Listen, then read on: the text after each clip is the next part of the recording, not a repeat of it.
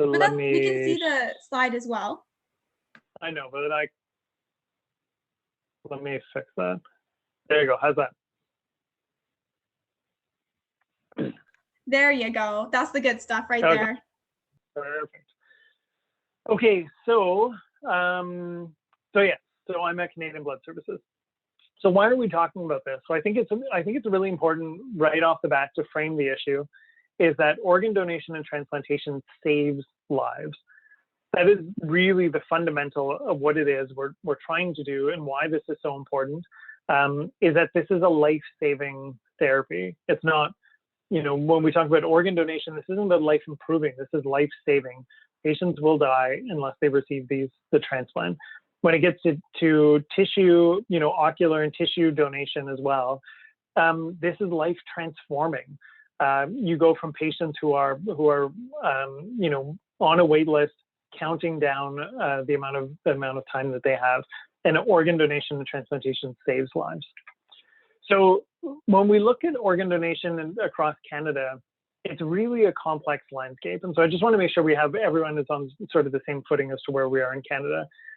It's a lot of, when you think about the programs and how it works, it's a pretty complicated system. So because we are a federated, system, we don't have a national health system. We have provincial systems. So organ donation relies on 10 provincial organ donation organizations. Within that, there's about 80 transplant programs across the country. There's 27 living donation programs and 25 kidney paired exchange sites. We've got 14 HLA laboratories, 17 iron tissue programs, 286 intensive care units. All of this is part of National Health Canada is doing a national collaborative. So it's quite a complex group of people that all have to work together to make this system work. So where we are, just to situate us, where does Canada fit with the rest of the world? So, Canada is this red line in here, and we do okay. We're not certainly at the bottom, but we are. When we compare ourselves against some of the top performing countries in the world, you'll see that Canada does fall behind in both deceased donation and living donation. We are not at the top of the list. But there are some successes. So when you look at organ donation over the years, if we look back on the last 10 years, there is a steady increase in the amount of transplants that happen per year over time. So there's great progress that's happening in the country. When you, again, compare ourselves, when you look at some of the high performers, in some areas we do okay. Living donation, actually, Canada is a leader in advancing living donation, but deceased donation, we still have a lot of work to do to catch up in those areas. So what is it that we're trying to do? So essentially, at the end of the day, we're trying to make sure that all Canadians have a timely and equitable access to donation and to transplantation, and that at the end of the day, we want to offer the best possible outcomes. And this idea that when someone receives a transplant, that they have that transplant for the rest of their lives. It's not just about the transplant itself, but it's about making sure that that patient who receives the transplant will live with that organ will restore them back to health and will bring them back to an optimal quality of life. That's what we're really trying to get to. But the disconnect in Canada is that we're not really meeting demand. So we know that there is people who are on the wait list and waiting for an organ, but there's a significant gap between the amount of organs that we can transplant per year and the people that are waiting for a transplant. And this number is, the number that we often quote is about 4,500 Canadians are waiting for a transplant.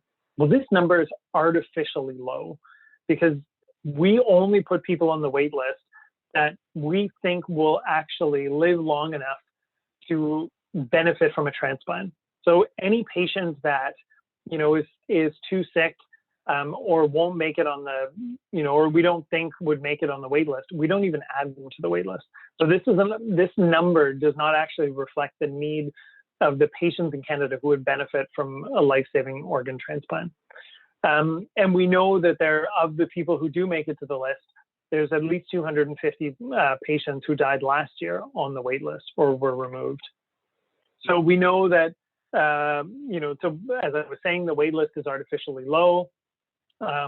If we're really to try and capture the number, you also have to capture the number of patients that are withdrawn from the wait list every year and that also die on the wait list. So we know that we can do better, and the wait list is not an accurate number. We also know, if we think about the largest number of patients that are waiting for an organ or kidney transplant or kidney renal failure patients, and there's about 17,000 patients who are in Canada who are on dialysis. And if we just look at dialysis, we know that dialysis is a life-prolonging therapy. It will certainly prolong someone's life, but the 5-year survival rate for patients on dialysis is only 45%. So that means half the patients who are on dialysis at 5 years, after 5 years, are still alive. And we know the 10-year survival rate for patients on dialysis is 20%. Whereas if you compare that to kidney transplantation, the 5-year survival rate is 92%. So even if we think about, why couldn't we offer everyone before they go on dialysis? Why don't we offer them a kidney transplant? It saves money. We know that it saves the health system between $33,000 to $84,000 per year when you compare the cost of transplantation versus dialysis. So why aren't we doing more transplants? Well, so here's the question that I have for you. So if we just look at deceased donation in Canada and we try and understand, okay, well, how many organ donors were there in 2019? Just to get a sense of how many donors are there out there. Well, if you start off with looking at how many people died in Canada last year. So there was 288,000 Canadians that died in 2019. So this is pre-pandemic. This is not including, what's happening this year. But just say in a non-pandemic year, there's 288,000 Canadians that die. Of that number, I want you to think about how many Canadians do you think went on to become deceased organ donors? So just think about what you think that number is. And I want you to think about that number and see if it matches up with the actual number. So of the 288,000 Canadians that died last year, there was only 822 deceased organ donors. So how is that? How is it that of almost 300,000 Canadians, we only have 822 deceased donors? Well, you have to understand a bit about organ donation and how it works. So to be an eligible organ donor, you have to die in hospital. So already that cuts us down from 288 to about 170,000. So you have to die in hospital. Of those 170,000, you can't have any kind of infectious disease. You can't have cancer. You have to essentially be relatively healthy, other than the fact that you are dying in the hospital. And so of that, there's probably about 1,700 potential donors. And then to that, we have 822 utilized donors. So when we think about this is actually how we look at organ donation within the Canadian system. So if you go from the top, you've got 288,000 deaths down to 822.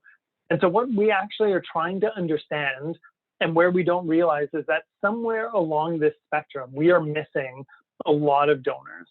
And to fill in all these gaps along the process, we don't actually know all of these numbers. We don't know the amount of actual potential donors in this country, because to go from here all the way down to here, there's a lot of opportunities where in Canada we are missing donors, and we could be missing hundreds, if not 1,000 donors per year. And the goal is, how do we try and work within the healthcare system to identify where we're missing all of these potential donors? We know that looking at the healthcare system, that donation is not the same across the country. And to actually be, even if you just look at Ontario, this was a study that we did looking at Ontario. This is going back a couple of years, but we know this is the case across the country. Depending on where you die, you have a better chance of being an organ donor than if you die in other parts of Canada. There's certain hospitals where they don't have the infrastructure or the resources, and they won't even identify you or refer you as a potential organ donor when you're dying. or patients that are dying. So we know we are missing thousands of patients per year that could be potential organ donors. So this is before even getting to the point of approaching families, people having registered their intent on a website. We're missing donors within the hospital system because we don't have the resources to identify this. So what do we do with the donors that we do have? Well, let's have a look at these 822 donors last year. This is how it breaks down in terms of transplantation. So from these 822 donors, we were able to save the lives of about 3,000 Canadians that benefited from an organ transplant. However, we know that there are still more people on the wait list, that there are people that have been removed from the wait list, and that there are people who die on the wait list. And as I said, this is an artificial number in the first place. So this isn't even capturing the potential of the amount of Canadians that could benefit from transplantation. So imagine if we could turn 822, if we could double that number in a year, what that would do for Canadians that would benefit from a life-saving transplantation. So how do we do this? Well, we know that within the system, we've already identified what are the elements, and we've looked at different high-performing systems around the world. So the UK, Spain, Australia, certain parts of the US, where they have, their donor rates are sometimes double what we have. And so this is what we know as a country. These are the absolute foundation of a high-performing system. So you need adequate resources and infrastructure within both at a provincial and a national level. You need physicians in the intensive care unit who are trained to be donor physicians and to be able to identify, and you need donor coordinators trained and identified. As a country, we need leading practices and professional education to understand how do we deal with organ donation, the different types of organ donors, how do we advance practice. We need data to be able to do quality improvement and to measure, how things are, if there's changes, both increases or decreases. We need strong legislation that empowers our provincial programs to be able to, to do the work that they're doing. And we also need accountability tools to be able to sort of look at different hospitals across Canada or different systems across Canada and saying, if you're missing a donor, how do we put that at a level where we say missing a donor or not identifying a donor in a hospital is the same consequence as amputating the wrong leg or, sending someone home from the hospital with the wrong baby. These are we call those never events in hospitals. Well, how do we get missing a potential organ donor where the system just doesn't have the resources to identify them or even flag them and say this patient in this room is a potential donor? How do we elevate that to a never event in this country? So what do we do at Canadian Blood Services? Well, as the group that is in charge of trying to improve the system at the national level, really what we're trying to do is to increase access to donation, minimize missed donation opportunities, increase access to transplantation as well, optimize outcomes, and improve equity, quality, and safety. So we, as a national group, because we work with all of our provincial partners, it is really the provincial partners that are the ones that are managing the donation and transplant system on a daily basis. So nothing would happen in organ donation without the provincial partners. And this is really the lifeblood of donation and transplantation in Canada. But there's also a lot of other partners that are involved in this space. And there's, professional societies, national research programs, other national groups, different associations, different foundations that play a really essential role in trying to increase awareness and support research and innovation in donation and transplantation. We also work very closely with patient partners. This is something that's vital to what we do. We have to understand the perspectives of families and donors and recipients who have gone through donation and transplantation to help us understand where are we falling short, where are we missing, what is the patient's perspective, what is the patient's journey in this, and how do we improve what we do. So they've actually become very, very integral partners in almost all of the work that we do at Canadian Blood Services. So when we think about, I'll give you, just a very quick overview of the work that we do to try and address some of these issues. But what we do is we map out what happens to, the deceased, we call these the different pathways. So we have the deceased donor pathway, how the process that a deceased donor goes through, the process that happens to a transplant candidate, what happens to a living donor. But ultimately, all of these processes are interconnected, and there's something you have to think about every single step of the way. How do we improve and make the system more efficient so that we're not missing opportunities? And then we really do make this something that will improve people's lives for the rest of their lives. So within Canadian Blood Services, we have two different groups. We have one group that looks at interprovincial organ sharing. So how do we share organs across Canada?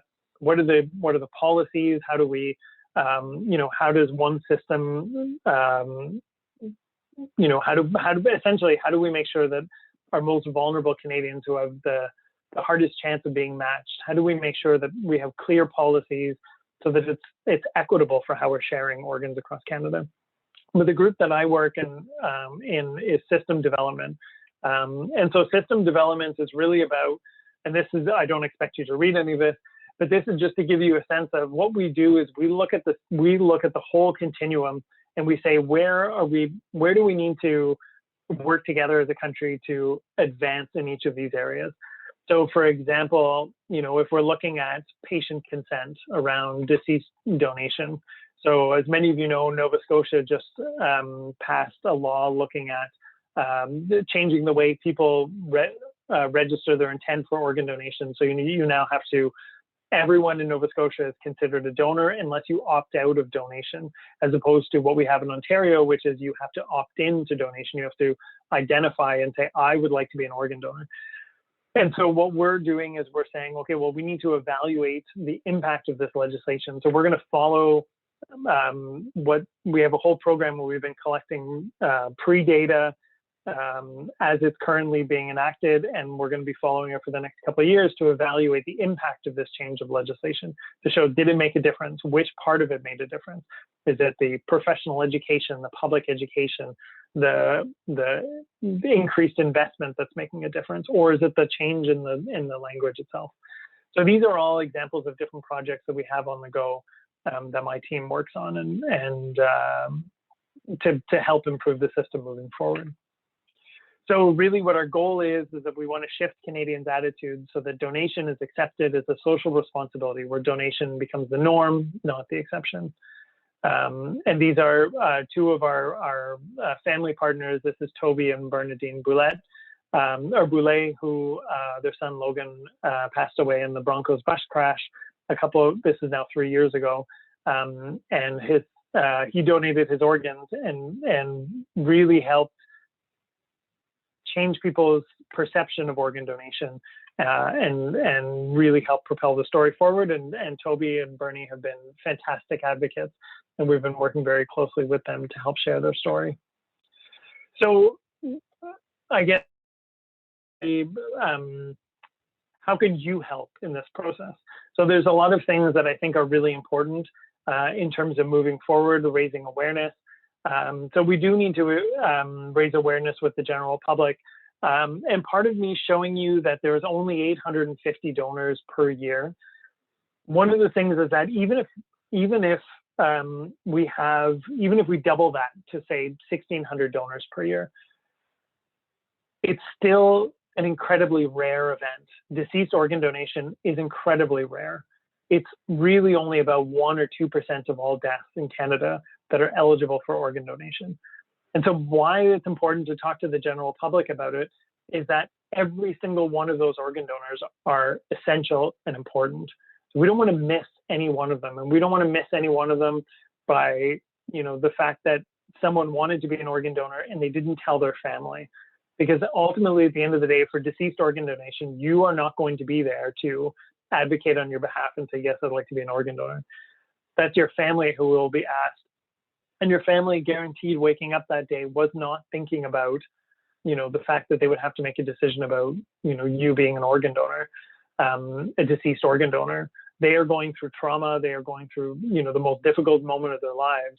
and they have to make a decision, and someone will ask them about organ donation as part of 1,000 other decisions that they will have to make at end of life care.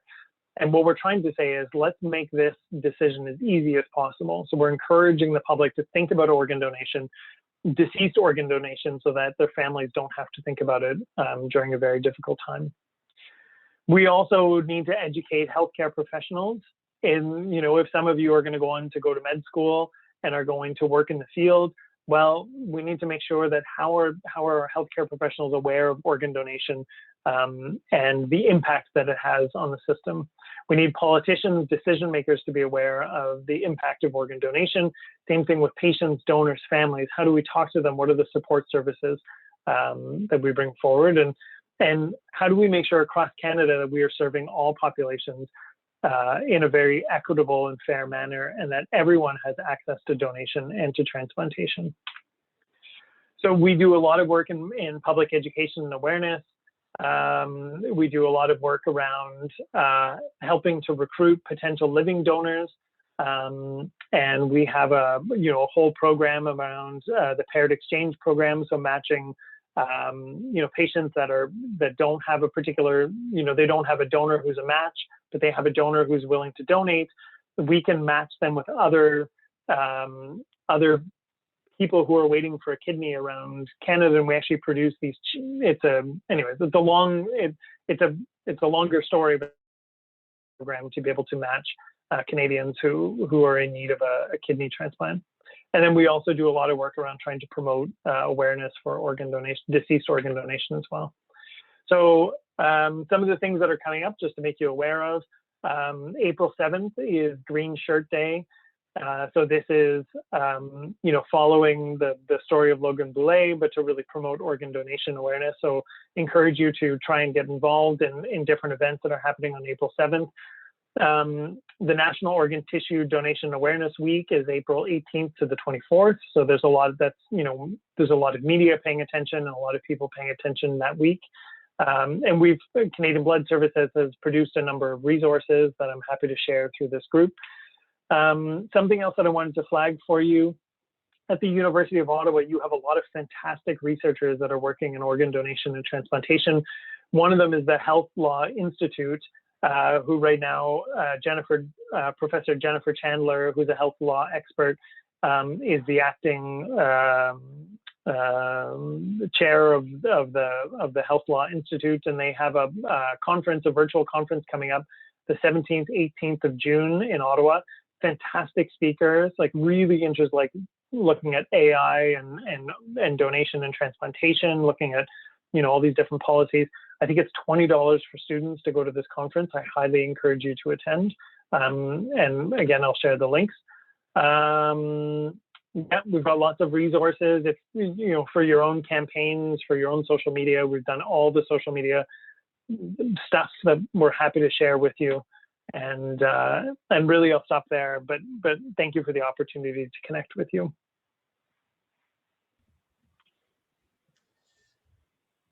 Thank you very much, David. You presented such impactful work. We hope that our audience members can take away many lessons from your presentation. You beat me to it. I was also going to mention Green Shirt Day, and that April is Organ Donation Awareness Month. So thank you for making everyone aware of that. It's a really great thing. And we'll also be promoting that on the club's social media channels. I really agree with what Mary said. Thank you. And I think that we all learned a lot of important information from that presentation. And so Dr. Hildebrand, if you are ready, please begin your presentation. Sure can. I'd just like to start by thanking the Organ Donation Awareness Club for this opportunity to speak, and for David for that fabulous talk. I think that puts it all in a really good perspective for some of the things I'm going to talk about, and I'm sure others are going to talk about. And I learned some things about the rarity of organ donation in Canada. So actually that really helps me appreciate these resources that we have even more. And so my lab's research is centered around understanding spinal mechanisms of pain processing and how disruption of these mechanisms can lead to chronic pain. And so to explore these spinal pain signaling processes, a lot of the knowledge is based on rodent models of pain, But then we're using a translational approach where we have spinal cord tissue from human organ donors. So we can start to ask whether these discoveries that are based in rodent-based systems are conserved in humans. And so the ultimate goal of this type of research is to identify new potential targets for new treatments for pain. So why is this an important question? I think it's probably intuitively kind of important. I think we all know this because chronic pain has probably touched a lot of our lives. So chronic pain is a major health crisis right now that we're hearing a lot about in the media, mainly because we need better treatments for it. And it's so highly prevalent. So about 1 in 5 Canadians, or actually people in the world, generally experience chronic pain. And that's because, yes, chronic pain can be associated with many different conditions, whether it's cardiovascular disease or cancer, or diabetes. All these different diseases have a major debilitating chronic pain component. But there can actually be changes in the pain processing circuitry itself so that chronic pain can become a disease in and of itself. After that triggering event or triggering disease kind of resolves, chronic pain can remain. And this costs the Canadian economy billions of dollars because of lost direct healthcare cost and costs associated with lost worker productivity and some of those other issues. And one of the main reasons that's driving all of this is just that, as I said before, there's just this lack of safe and effective treatments for chronic pain. And I think the opioid crisis has just illustrated that. Obviously, that's also because of the abuse potentially of opioids on the side, but there are chronic pain sufferers that have so few options, and opioids are one of those that some of those patients need. And so obviously we need to develop better treatments for those suffering from chronic pain. And so to do that, we need to understand and identify what's going wrong in the pain processing circuitry. So let's just take a step back and let's look at the pain pathway. I'm not gonna, don't worry, no tests at the end, but I thought it's important to at least just see generally what's happening here. So we have pain receptors throughout our body, like in our hands, right? And so when we have a stimuli, something painful, it's encoded and converted into neural signals that are sent from these peripheral pain sensing neurons into the spinal cord, and the spinal cord relays the signals up to this pain processing network in the brain, which ultimately encodes this unpleasant sensory and emotional experience we know of as pain. And so if you have damage or disruption to any area of this pain pathway, whether it's in the periphery or in the spinal cord or at different areas of the brain, this can lead to chronic pain. And so my research is specifically looking at some of the mechanisms that are involved here at the level of the spinal cord. And so when we look at a pathway like that, you may go, okay, so the spinal cord, and often as we're taught this, you think of the spinal cord as being the relay from where the pain signals are detected throughout our body to where ultimately the pain signals are perceived in the brain. And so the spinal cord is just connecting. So we could think of them as telephone wires. But in reality, the spinal cord is actually a mess in terms of the pain processing circuit. If we use this analogy, it'd be more something like this. We have a whole processing network that's occurring within this dorsal horn of the spinal cord. And so yes, you have those incoming pain signals, but you also have a lot of local processing between different neurons there, and you have descending modulation from the brain, which can basically turn up or turn down the sensitivity of pain. So when you're stressed, you could potentially turn it down, right? But where if you're needing to pay attention to it for protective mechanisms, you can turn it up. And so because there's this high degree of combining these signals at the level of the spinal cord, which can be really good, as those examples I just gave, it also means because we have this complex network, if you disrupt that, it can cause chronic pain. And so let's think of those output neurons, these projection neurons, in a highly scientific analogy here of these output pain processing neurons in the spinal cord are my daughter, Megan. And so my daughter, Megan, as she was learning to ride a bike, how can she speed up? I mean, if she's the neuron, how can she speed up or increase firing, so increase pain signaling? Well, she could either, what controls her speed or the brakes? So she could take her hands off the brakes, or another way is increase forward propulsion, whether it's pedaling or in this case, maybe a hill. And so what happens, and this analogy came to mind after an event with Megan when she was just getting used to this bike, new to handbrakes, starts going down the hill, panics, does not grab the brakes, hill, increase forward propulsion, faster and faster. Luckily, we live in the country, so she just went into the grassy ditch. So Megan was okay. But this analogy is good because you lost the brakes, increased propulsion, out of control, and for the neurons, excitability. So we lose that balance. And so that's what my lab's focusing on at a molecular level, is what are these mechanisms that cause that out of control pain signaling, and can we develop then, based on that understanding, new treatment approaches to potentially block that while still preserving normal good pain signaling, which we need for everyday life for protection and various things. So two main questions are basically, how does it work at a molecular level in terms of this protective pain at the level of the spinal cord?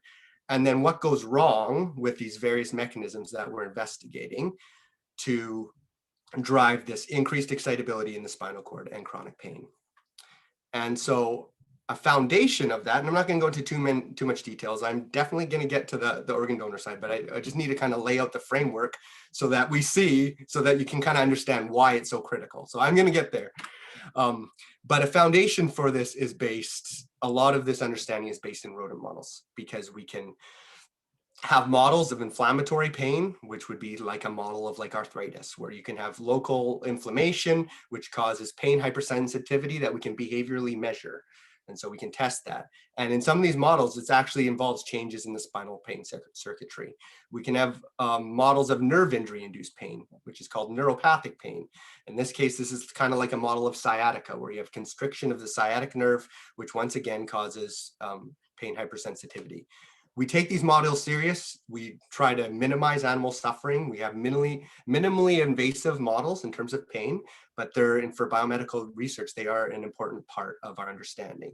And whenever possible, we move from these in live animal models to in tissue models. And so one of these models is identifying this factor, this pain amplifying signal, that if we take spinal cords out of healthy rats and treat it with the signal, it causes the same kind of pathway. So this is an in a dish rodent model of pain.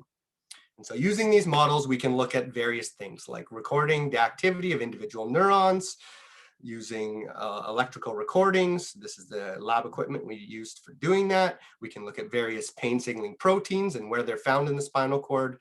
We can look at quantify those levels of proteins at synapses that are involved in this signaling. And actually, we're recently partnered with Ariel Levine, which is a leader in the field at NIH, of actually sequencing individual neurons to basically characterize cell by cell how this pain circuitry works in the rodents. And so from these approaches, I'm going to show you a super overwhelming slide. The point isn't to get the details, but the point is that it's super overwhelming, is that we're understanding these mechanisms of pain. And so this is based on years of research and all various different molecules, but the take-home points of this are, there's a mechanism that causes, where BDNF causes a loss of brakes. So these are kind of inhibitory mechanisms on neurons, on these pain signaling neurons. So when you can lose the brakes, and that can cause hypersensitivity, but actually it's worse than that. The loss of the brakes directly couples to increased excitation of these excitatory glutamate receptors called NMDA receptors. And so we've identified this mechanism.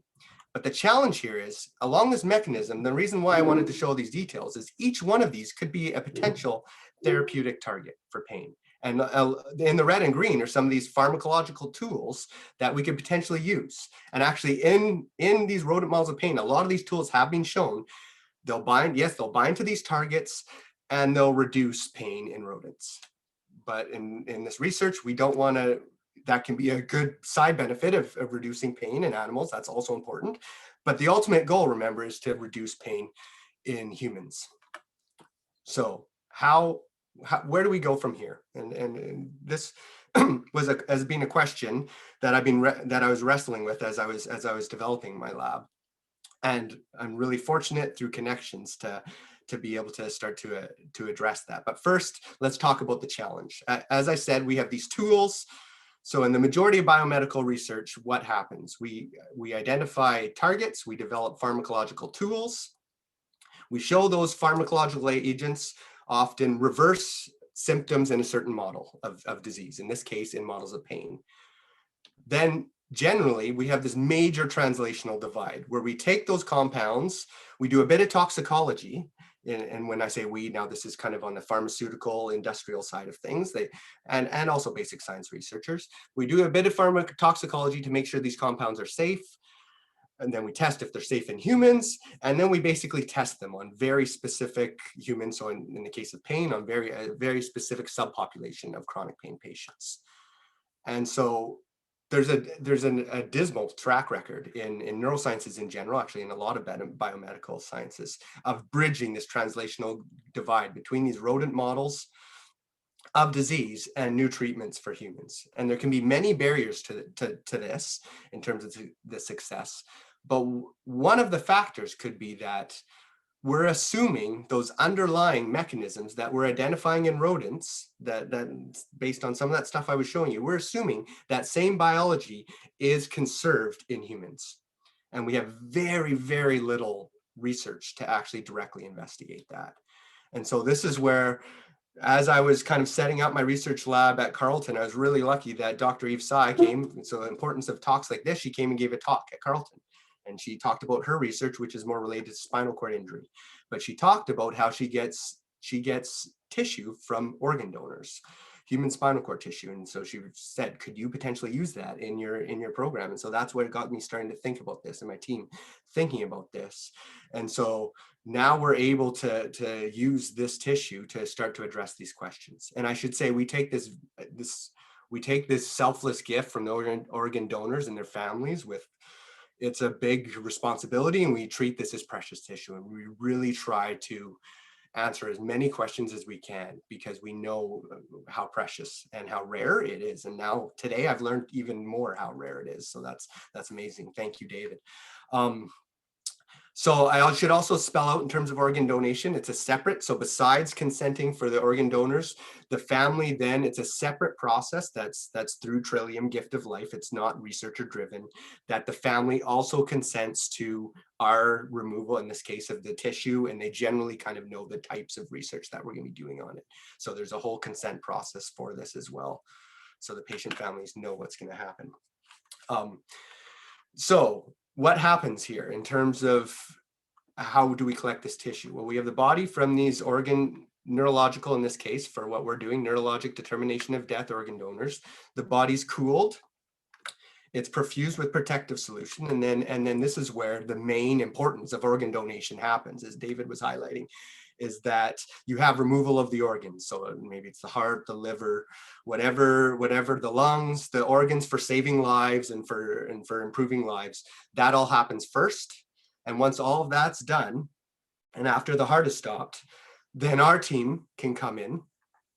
And this is led by Dr. Tsai, but actually a PhD student in my lab now is in there in the OR and is involved in this in terms of removing the spinal cord, or at least sections of the spinal cord that we can access. And so this means we can take that spinal cord out and isolate it within 1 to 3 hours of the heart stopping. Almost all biomedical research that's done on nervous tissue is autopsy samples. So it's many, many hours after death. And so the viability of that tissue is highly compromised, where in this case, this tissue is highly viable and preserved. So it gives us this really rare, we're I think, as far as I know, the only team in Canada, and there's only a few worldwide that are doing the type of experiments we're doing on this viable spinal cord tissue. But more is emerging in the pain field, that it is an emerging field. And so because the tissue is so healthy and viable, means, for example, remember from the rodents, I said there was that in a dish model of chronic pain. Well, now we can test, does that same in a dish model do the same things in human spinal cord tissue? So we can start to address those questions. And we can just look at general circuitry as well.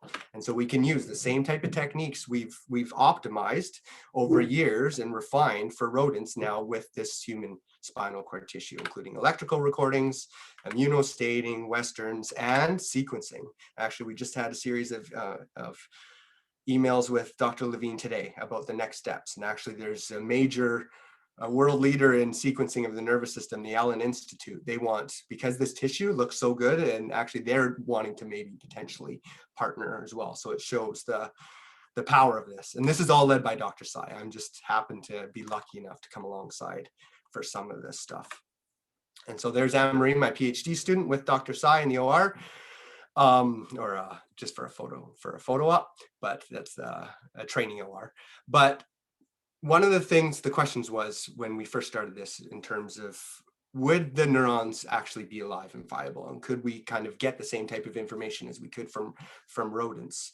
And the answer was yes. And I think because of the years of kind of refining it for the rodents, we're able to get the same type of electrical recordings. The details here aren't important. I guess the take-home message is some things are different. The size of these synaptic responses are a lot different between the rodents, but the types, the flavors of these excitatory receptors actually look to be quite well conserved between rat pain signaling neurons and human pain signaling neurons. And so that's already really validating some of our approaches.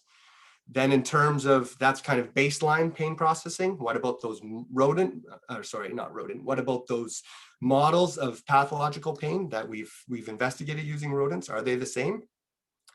And so basically the take-home message for this part is that it is conserved across species. And so we have, this is just an example from the human tissue showing the decreased BDNF, which is that in-a-dish model of chronic pain, decreases this inhibitory protein, KCC2, like we saw in rodents. But actually driven from the human research, because we were doing it at the same time, we were getting tissue from males and females, so it's not as tightly controlled as the rodents. And we knew we needed to do this in rodents, but we hadn't got to it yet. But some of our effects actually got smaller as we increased the sample size.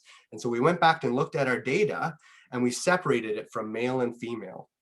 And we found this super surprising result that these spinal mechanisms of pain are totally diverge between sex. And that's actually another emerging big area in terms of therapeutics and neuroscience and biomedical research, that there's these huge sex differences that we've also not been adequately looking into. So this also helps inform potential new treatments and validate some targets, but also highlight some differences in sex that could inform more potential new treatments for males and females going forward. And so to close, I'd just like to acknowledge that this is really research. I've maybe said I or we at times. It's a team sport driven by a lot of very talented and hardworking students, grad students, undergrad students, and many collaborators you can see across Canada and also across across here in the US, but actually we have collaborators across continents as well. And the funding that enables all this kind of research to happen, and obviously the organ donation, which is a part of this too. And it makes me realize I need to include that on my acknowledgement slide. So for today, I'm going to include that Trillium gift of life as part of this, because that's a really good, that's a point. This is a new area of research that I've overlooked that in terms of their key role. So thank you all so much for listening. Thank you very much, Dr. Hildebrand. Wow, I learned so much from tonight. For those who are interested in neuroscience, I hope that his work has inspired you tremendously. Dr. Crawshaw, please begin when you are ready.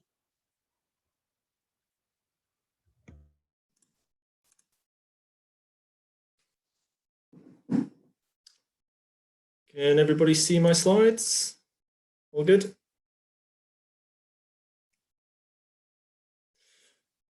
So hi everyone, thank you very much for the Society for inviting me here to speak. I'm Dr. Jake Crawshaw, a postdoctoral fellow at the Ottawa Hospital Research Institute.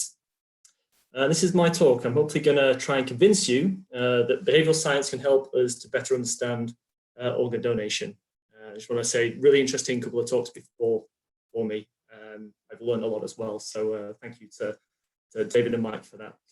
So just a little bit of an overview about me. So as I say, I'm a postdoctoral fellow at OHRI, PhD in health services research, which, as you may have picked up from my accent, I'm not Canadian, so I'm from the UK. So did my PhD and Masters in Health Psychology at King's College London. Worked quite hands-on in a hospital, undertaking my doctoral work. Also background in BSc in psychology. My main research interests are around healthcare provider and healthcare consumer behavior change. And what we mean by consumer, so that might be patients, it might be citizens, It might be like families. So that's quite a broad overview of the types of areas that I'm interested in. So you may or may not have heard of behavioral science. It's a big tent, which is composed of a range of disciplines and subfields that essentially focus on developing a knowledge base to try and understand why people do or don't do what they do. So things around behavioral enactment. We try to support people to change what they do. So behavior change, this is a key aspect, and also behavioral maintenance. So once that change happens, how can we, if that's a desired behavior over time, how can we maintain that over time? And design and tailor supports about the factors and constraints that help or prevent behavior. So that's a bit of a broader view of behavioral science. And these are some of the different fields or disciplines that probably fall under behavioral science. So my background's health psychology, we've got in there public health, very important, and really come to the fore during COVID. Implementation science, knowledge translation, so that's around how to ensure more evidence-based research gets put into practice, and behavioral economics and behavioral medicine. So a few different subfields that all fall under behavioral science. So what can behavioral science bring to the table? So I think the previous slide has highlighted its multidisciplinarity of behavioral science. We adopt systematic methods to address research questions. And we really utilize theory and frameworks. They're really central to high quality behavioral science research. And what that does is helps build a cumulative knowledge base that we can work and accumulate on that. And these 3 points down here are just some of the, I guess, key principles or key tenets of behavioral science that I really want for you to kind of keep in your mind. So when we think about a behavior, we might want to think about doing a behavioral diagnosis. So what that means is really to pin down and specify who needs to do what differently, when and where. So the who, we can think about the different actors. Is it me? Is it a patient? Is it a healthcare provider that we're wanting to amend their practice? What are we asking them to do? What is the specific behavior that we're wanting to try and enact? What does differently mean? Does that mean we want them to do it more often? Is that substituting something that they did before? Is it increasing something? Is it decreasing something? Is it substituting? So there's lots of different components there. When? So the context of the behavior. So when is this behavior supposed to happen? Is it in a certain clinical context? Is it at home? Is it all the time? And where, when and where, again, just around timeline. So is it a behavior that you do once off? Is it like registering for an organ donation? Is it something that you're required to do over a period of time? Is it something that you do every day? So these are types of aspects that we need to think about when we're thinking about behavior and behavior change. The next step is to identify barriers and enablers. So what things facilitate the enactment of that behavior, and what things might get in the way of enacting that behavior. And all of this comes together to ideally develop and test solutions which directly address the barriers and enablers to the particular behavior that you've identified. Because what we find, and this is really easy to do, is to jump straight into the third point, jump straight to solutions. And the traditional approach is lagiat, which essentially means it seemed like a good idea at the time. And what you find in lots of program development is this is the approach that's taken. So people will be able to get together, they jump to solutions, they implement it, and then the idea is that it hopes it works. And essentially, it's a very expensive and inefficient method of trial and error. However, a more scientific approach, before jumping straight to the endpoint into solutions, is to really try and understand the challenge in more depth, and the solutions will be developed from that, and make to ensure that they are fit for purpose.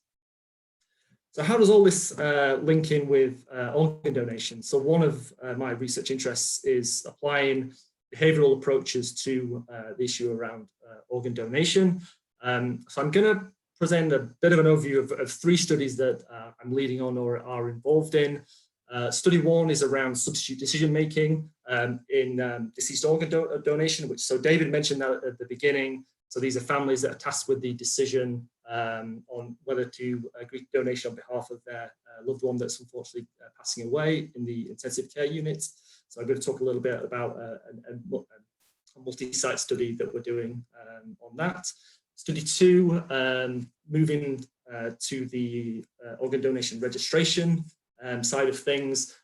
So this was a large literature review that we did looking at randomized trials. So these are testing of comparative interventions to try and support and encourage organ donation registration. And then a third study, which is a bit of an offshoot of the second study, which is around identifying the techniques and the strategies that are very specific within those randomized trials. So I'll go into a little bit more detail of all these 3 studies. So the first study, trying to support substitute decision making. So as I mentioned, families are tasked with making decisions at the end of life in intensive care units, such as whether to agree to organ donation or not. And these are termed substitute decision makers or surrogate decision makers, so SDMs. As you can imagine, if you put yourself in an SDM shoes, having to make these decisions, incredibly traumatic, stressful, uncertain, time-sensitive moment in an intensive care unit when your loved one's passing away. So this is a really tricky situation that is emotionally charged, where decisions have to be made about this. And what the data shows is that not all families consent. I think Mike highlighted, David highlighted the low numbers of organ donations that occur in Canada. And what actually happens in some cases is that some families override a patient's preference. So they're pre-specified that they want to be an organ donor, and data suggests 1 in 5 instances you sometimes get what's called a family veto, and the family overrides the patient's preference. We want to understand that a little bit more. What are the key aspects involved in decision making at this point in time when having to decide about making decisions about end of life and specifically deceased organ donation? So this is some work that was done a few years ago, thinking about some of the barriers and enablers, some of the issues that might arise when thinking about organ donation, such as religious and cultural beliefs, the family relationship. You can imagine that this might be quite important. Perceptions around body integrity, that's been shown to be quite an important barrier to registration and also donation. Interactions with healthcare providers within the healthcare system. So again, these are really important interactions that could potentially sway a person's decision, and also thinking about knowledge. So do people know what donation, what occurs in regards to donation, what's the process, what are the plus points, and what might be some of the negative things to come out of organ donation. So it's a really complex situation for something such as organ donation. So just a little bit about the study itself. So it's a multi-site study. We have sites in Quebec, Ontario, and we're hoping to get Nova Scotia online this year. Unfortunately, COVID's put a little bit of a spanner in the works with timeline for this study, but we're trying as best we can to make sure we're collecting the data. It's a 2-stage study, mixed methods. So what that means is that we're using both qualitative data. So we're interviewing families, and we're also going to be using what we find from that phase 1 interviewing study to inform the design of a national survey of substitute decision makers. And that will be happening hopefully at the end of this year, going into 2022. So I'll talk a little bit more about phase 1, seeing as though that's an ongoing part of the study. So what we're doing, we're recruiting substitute decision makers during their stay in the ICU, when they have a patient staying there towards end of life. So we have research coordinators on site. They're asking them, recruiting them to the study. And then what we're doing, we're contacting them 6 to 8 weeks after the patient has unfortunately passed away, and we're having a telephone interview. So this is quite a cool aspect of the study because we're prospectively recruiting patients here. So a lot of studies that have looked into this are doing it retrospectively. So they will be contacting families after the fact, 6 months to a year down the line. And you can imagine that there might be certain biases in terms of how data is captured, in terms of kind of selection bias, and also just memory recall might be a bit of a problem. So we're capturing these data relatively early on, 6 to 8 weeks. So you can imagine families will still be grieving at that point. We've tried to make sure that our processes are sensitive throughout, and we've spent a lot of time and effort to train our interviewers to be sensitive with families that are still bereaved at that point. And what we wanted to capture is participants' beliefs around end of life. So what are some of the How do they perceive the event that caused the death of the patient, and how does that all impact on their decision making? And also identify the barriers and enablers to decision making itself. So what were some of the things that they considered at that point? How did other people within their social group, did their perspective influence their decision making? What were some of the consequences of their decision making? How did they perceive that? And all this to come together to really try and drill down into what was the thought process going on with these STMs. And we're trying to capture a few different subgroups. So people that were approached and ended up donating, some people that were approached and that didn't consent to donation, and also a subgroup of people that clinically the patient was viable for donation, but for whatever reason they weren't approached. And we're going to be doing some nice comparisons. So it's a really comprehensive sample, and we're hoping to capture 60 substitute decision makers in total. And we're hoping that the benefit of this study in particular will help us design support programs for healthcare providers, for staff, for patients, for families, to try and make sure that we don't miss any opportunities to support organ donation, and to make sure that the system itself and the infrastructure within an intensive care unit is set up to support all this process.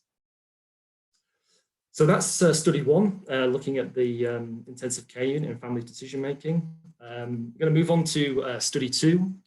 So I don't really need to spend much time over this slide because David gave a lot of information about registration rates in Canada. So just specific to Ontario, so 35% of Ontarians are registered donors. But what's really interesting is that data suggests 90% of Ontarians have a general support of organ donation, but that only translates to 35%. So there's a bit of a disconnect. There's a bit of an issue with translating people's good intentions or good perceptions about the principle of organ donation is a good thing to actually registering to donate. So what we're seeing is that the number of organ donation registries is increasing globally. So more and more countries and jurisdictions are deciding that having a central registry is probably a good idea. However, just having a registry, we don't really know if that guarantees people will sign up. And we've also, as David mentioned, that around Nova Scotia and other jurisdictions and countries have shifted certain policies around opt-out and presumed consent. So there's different jurisdictions and countries that are trying to try different ways to try and increase registration. So what we need is interventions and programs that not only increase support, which I said is 90% people think organ donation is a good idea, it's good, but actually, no, it's not just increasing that, we also need to increase the number of people registering as well. So this study involved a really extensive literature review, it's called a systematic review of the intervention literature to identify, select, and appraise all of the different intervention studies that had been tested to support organ donation registration. And this has actually just been published, got the go-ahead for publication this week. So if you're interested, you can search Cochrane Library for this Cochrane review. So after searching the literature, we identified 46 randomized trials. What we found was that they were delivered in a range of settings and targeting different subgroups. So some were delivered in schools, some were delivered in driver motor vehicle centres, because in a lot of places you can add your preference for donation on your driver's license. Others were done in the community. So there's a real range of different settings and targeting different groups. And overall, when we pulled the data from these 46 studies, it was a small but significant effective interventions versus controls. So versus nothing or usual care, these programs or interventions were having a small benefit to increase the number of people either intending to register or actually registering, which is good, but potentially we could do better. And as I mentioned, so most of these studies, when they were written up, they were really focused on the who and the where, the setting, who they were targeting over the actual content of the trial. So what was actually going on within these different studies, because that's going to be really valuable in order for us to really drill down what were the key elements in those studies. Can we replicate that? Can we scale it up and implement it elsewhere for those studies that were effective? So this was a bit of an offshoot. So what we see is that poor reporting is often seen actually in the behavioral intervention literature generally. We're generally pretty terrible at reporting exactly the nuts and bolts of what's actually goes on within interventions. So as I mentioned, it's that means it's difficult to appraise, replicate, and implement effective or non-effective interventions. So we need to know more about what are the real specifics, the active ingredients or behavior change techniques that are within these behavioral interventions. And that was what this project was all about.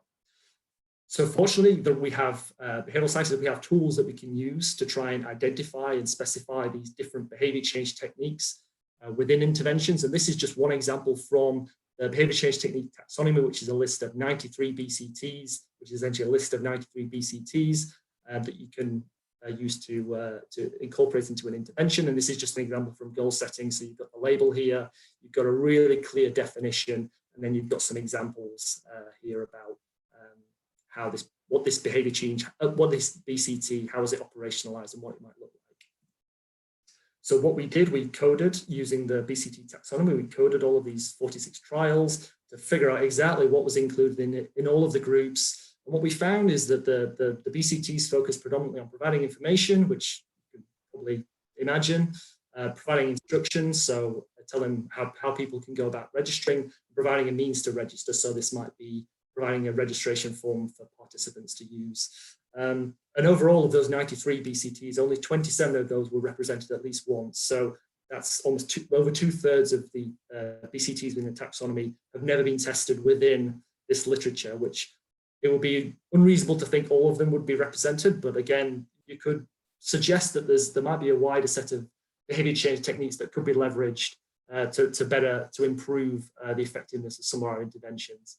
And again, the conclusion here was just a call for better reporting and transparency with all of these types of studies. We really need to be better. I would imagine, looking from a neuroscience, from Mike's perspective, and lab-based work, the protocols are really well specified for that type of detailed replication, and behavioral science, behavioral interventions need to essentially go to that level to make sure that we're people picking up that protocol is able to replicate it and figure out exactly what's being done within that. So a few takeaway points. So I hope to have conveyed that some ideas from behavioral science can help us better understand some aspects of organ donation.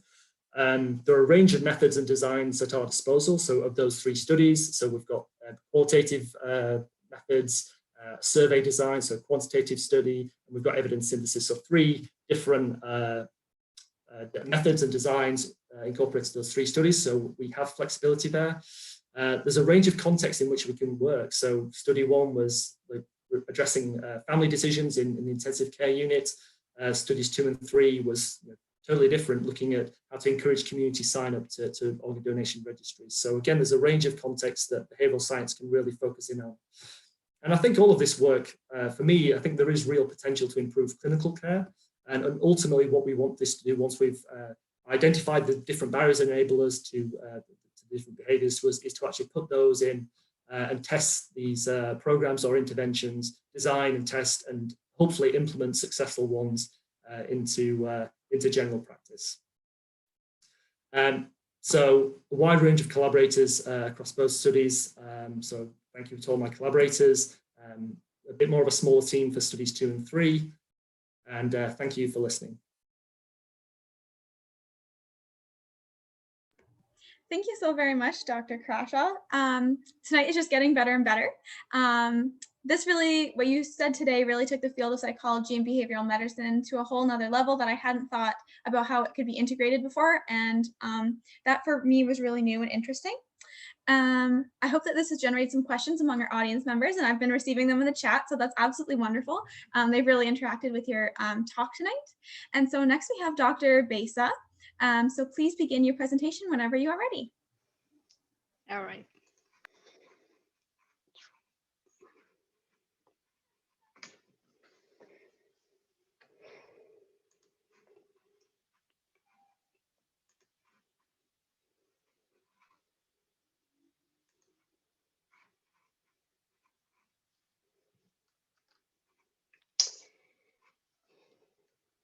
All right. Good evening, everyone.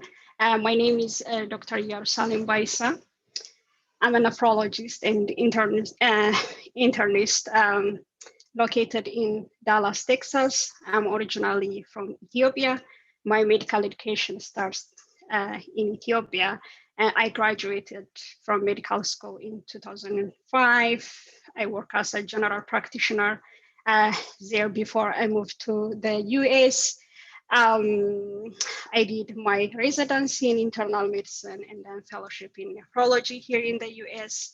I practiced medicine since 2005 at different medical disciplines, but practiced nephrology since I was a fellow in 2014.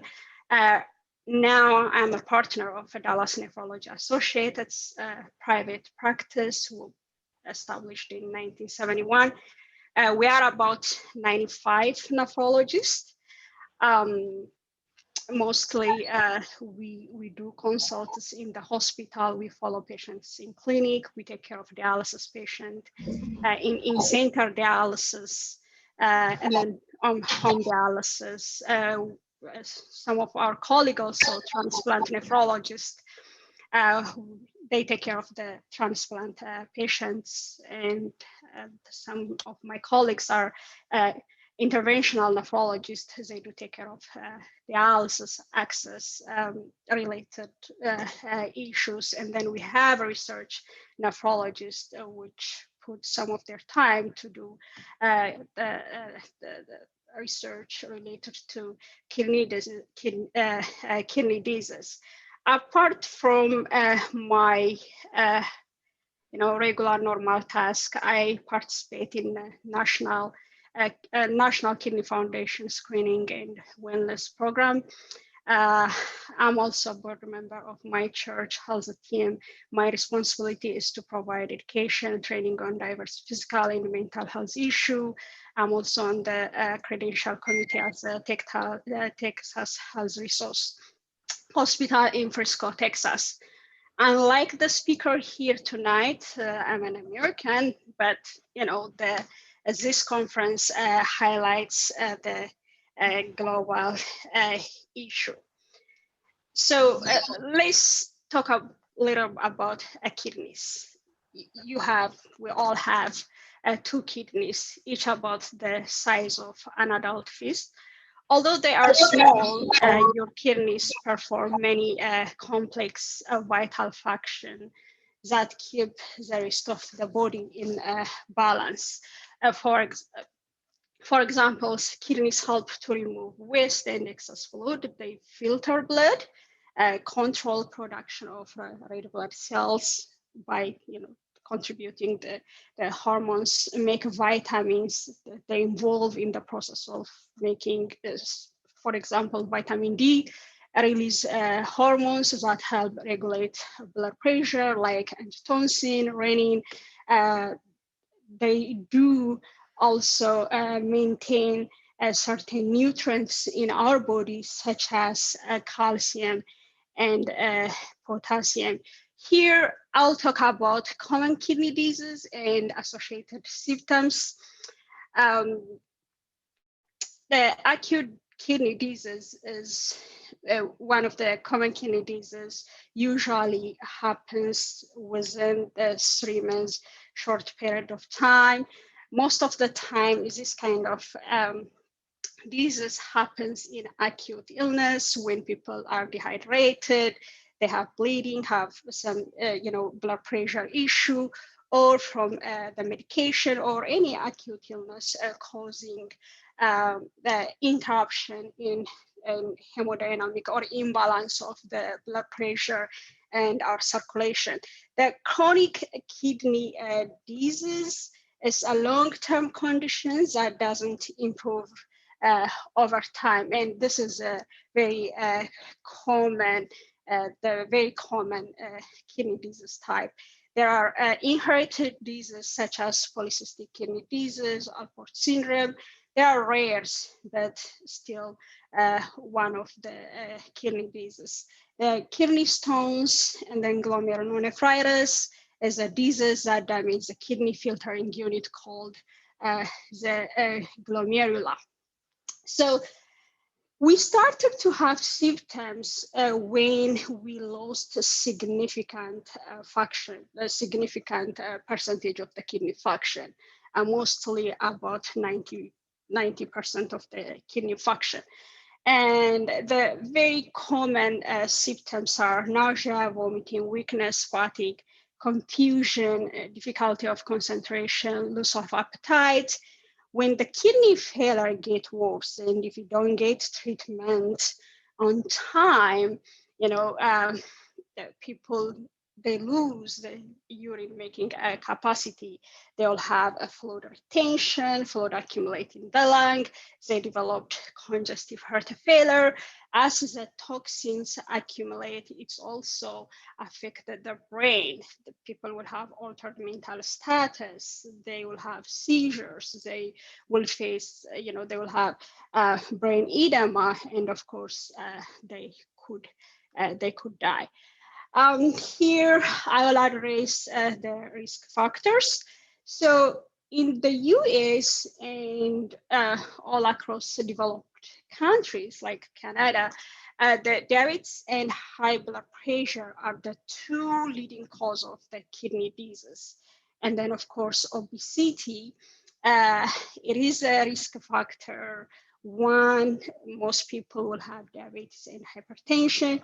Two, obesity by itself causes like obesity related focal segmental glomerulosclerosis. It by itself causes kidney disease.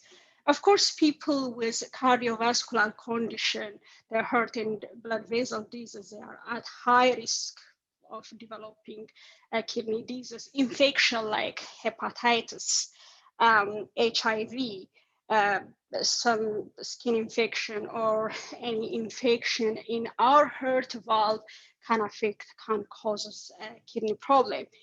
In developing countries, like protozoal diseases like malaria, leishmania, all those can cause a kidney problem. Of course, if you have a family history of a kidney disease, you are at high risk. One, you tend to have, family-related diabetes, high blood pressure, and also you may have inherited disease from the family. And old age is a risk factor because as we get older, we likely to have diabetes, high blood pressure, we likely to have exposed to different drug that can affect the kidneys, and we also at risk of having a cardiovascular condition. We must also consider health disparities, right? It's important to consider that there are many marginalized groups in North America, and this is apparent in my practice. African American, Hispanic American, Native Americans are at a greater risk of a kidney disease.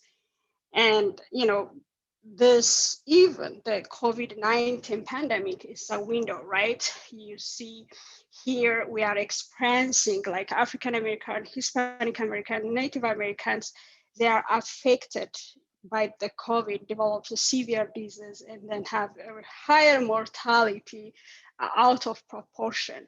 And of course, if you walk to any dialysis center, you will see more African American people, more Hispanic people on dialysis out of proportion to, the general population. And here, let's talk about some the common treatment.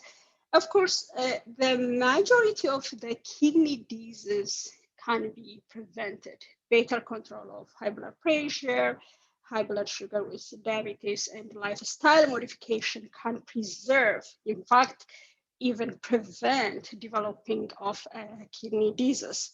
But when a complete kidney failure happens, the kidney completely fails, dialysis treatment or a kidney transplant needs to stay alive. So there are two modalities of dialysis, hemodialysis and peritoneal dialysis.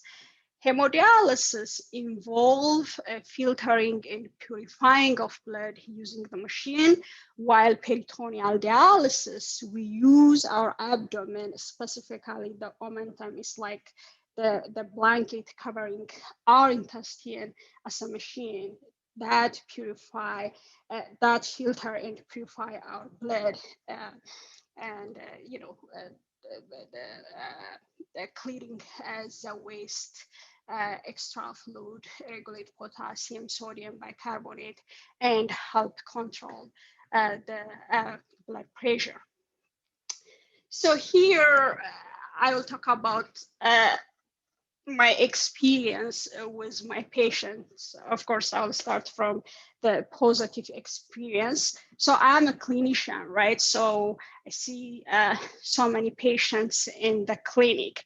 So the very positive experience is one, to help patients recovering from their acute kidney injury, and two, help patients to reserve the kidney function so that they will not have to have dialysis as long as they live. That's really the good positive experience being a nephrologist or interacting with a patient. I have one patient. I actually got consult when he was in ICU. He was in Chicago and wants to, he moved to Texas to be close to his daughters. While he's in Chicago, he was told that he has advanced kidney disease, and he's told that he probably needs to start dialysis, but he's always reluctant, right? And nobody is, will rush or happy to start dialysis. So anyway, in the process of moving, he wasn't taking his medication, wasn't taking himself. So he developed fluid retention, fluid goes into the lungs, developed congestive heart failure. His potassium was very, very high, right? And then so at first, we usually start to manage through the medication. And luckily, we manage his fluid. We get rid of all the fluid from his lung, balance all his electrolytes. And then, of course, on discharge, we tell him that, you probably will start dialysis in a weeks or in a months, because clearly you have advanced kidney problem, right? And he's very reluctant. He wants to avoid dialysis as much as possible. So he was doing what he's supposed to do. So now is 4 years. This patient still not on dialysis, able to manage his volume, like his fluid status, electrolyte through the medication. And he's happy, we're happy. So this is all the positive experience that I have. When I was a fellow, we involved on the pre-transplant evaluation. So a lot of times, as most of you know, fellowship is really intense. It's a lot of long hour working, right? We're always tired. We work Saturday, Sunday. So basically, no our limit, right? But when we got called for a pre-transplant evaluation in the middle of the night at 1 a.m., 2 a.m., when you go to the hospital, we drive, through the night. And then when you go to the hospital, meet the patient, you will experience the happiness and then of the patient, ready to have a transplant, ready to have the organ. So it's really amazing to be a part of it. You forget all the tiredness, and you forget like you are working in the middle of the night, because sharing that happiness is really priceless. And of course, here, like when our patients who has been on dialysis for years and years, when they got a transplant, when they feel better, we really, everybody in the clinic and all the nephrologist is happy about that. The patient also happy. They always come back to dialysis center with flowers and candies. And so this is, a positive, a good experience being a nephrologist. Well, the negative experiences, most of our patients are, quite sick, and a lot of chronic kidney disease patients, they have high mortality, morbidity, hospitalization and rehospitalization. And seeing them suffering is kind of really frustrating. The other negative experiences, like people fear dialysis. And it's always hard, when their kidney function is deteriorating, it will come a time that we have to talk about dialysis. That's always a little bit a tougher time because people has a belief if they are on dialysis, they are actually working towards to their days. They always tell us that, their uncle died after he started dialysis, their niece died after he started dialysis. That's a kind of, negative experience. And of course, in the stage renal disease patients who are on dialysis, they really have high mortality. They have a 15 to 20% mortality in the year. What it means is that we lose a lot of patients, in about a year. And now this pandemic, it affects us so much. We lost a lot of our patients because of COVID-19. So those are my experience. So here I'll talk about why is organ donation is important. So even though we said dialysis is a treatment for a kidney failure, but dialysis will never replace all the common function of the kidneys that we mentioned, right? It clearly clears toxins, it clearly removes fluid, it clearly balances the blood pressure, but still the machine will not produce for you the hormone that regulates your red blood cells. The machine will not participate in the process of making, the vitamins. And sometimes, a lot of times through time, patients will not tolerate even to go through a dialysis. So that's not the best option for the kidney disease, right? What is the best option is a kidney transplant. It is the best current treatment of the kidney failure. So the kidney transplant, it extends life. It improves the quality of life. It reduces hospital readmission. And of course, the kidney transplant linked to excellent results in children and young adults. It can give peace of mind because, like as I mentioned earlier, a lot of people burdened by dialysis. They always feel that they are sick. Some of them feel that they just live to do dialysis. And kidney transplant is much cheaper.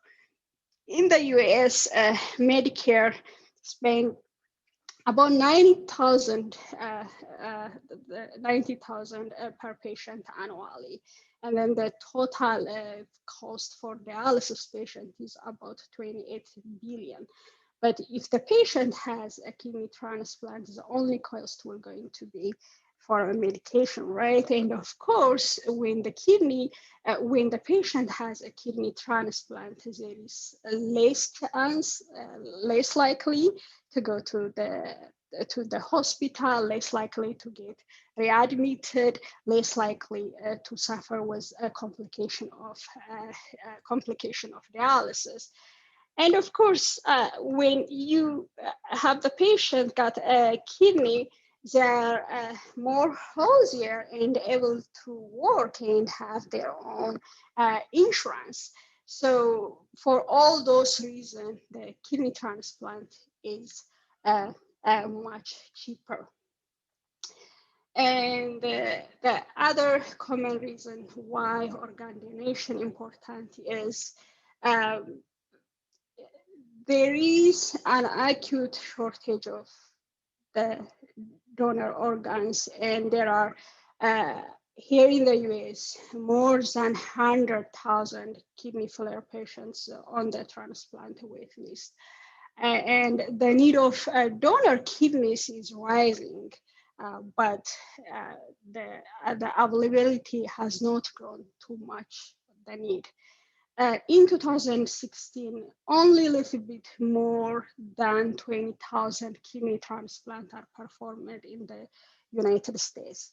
And then these facts are, common everywhere, like in Canada and also in other developed countries.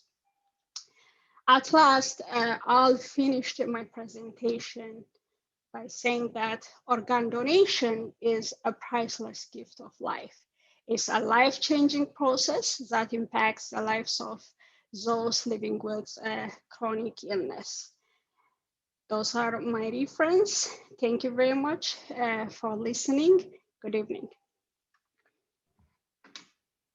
Thank you very much, Dr. Besa. It is splendid to have a specialized doctor extensively detail conditions affecting those living with kidney disease. Additionally, your experiences with patients are really interesting, and I hope it inspired our future doctors here. Professor Profiche, please begin when you're ready. Thank you. I'll just be sharing my screen. Can everybody see the PowerPoint? Yes, correct. Okay, so thank you for the kind introduction earlier, and certainly for the wonderful speakers thus far. With the topic of my presentation, you may have guessed that this is not my area of research at all. Like Marie said at the beginning, I am a part-time professor at UOttawa. I teach the history and systems in psychology course, which is a fourth-year level course, and I'm also a doctoral student in clinical psychology. So I do work with children and teens and parents in the clinical context. And like David said, organ donation is saving lives. And I want to contribute to this talk by talking about what does it mean to live, and really the consideration we should all have when thinking about identity and changes. And the fortunate thing about all of us here is that we all share this common thing. We are all living in some capacity. So when I started to think about this presentation and really the kind of value it could provide, one thing I realized was that 20 minutes is incredibly short to try and address any of the issues I'll talk about today, but I'll do my best. It is by no means exhaustive. And really the idea is I really hope that this brings about more questions than not. It's a beginning and there's no ending really. The second point also that I realized, but it's probably safe to argue that most people may go through life without really actively thinking about who they are, what is their identity, and what are their values. And I think life is too precious not to ponder about the importance of them. So one of the things that fascinates me when thinking about the things that I'll be talking about today is that not taking an action is an action in itself, and it does carry consequences. So when you're choosing not to do something, this also has consequences. And it was really from that point and from this inspiration that I started to ask, what would I be asking someone who's undergoing significant changes? It's something, of course, that I get to do in therapy with teens and parents. With children, obviously, it doesn't get to the meaning level as much, but still, I get to do that in a lot of capacity.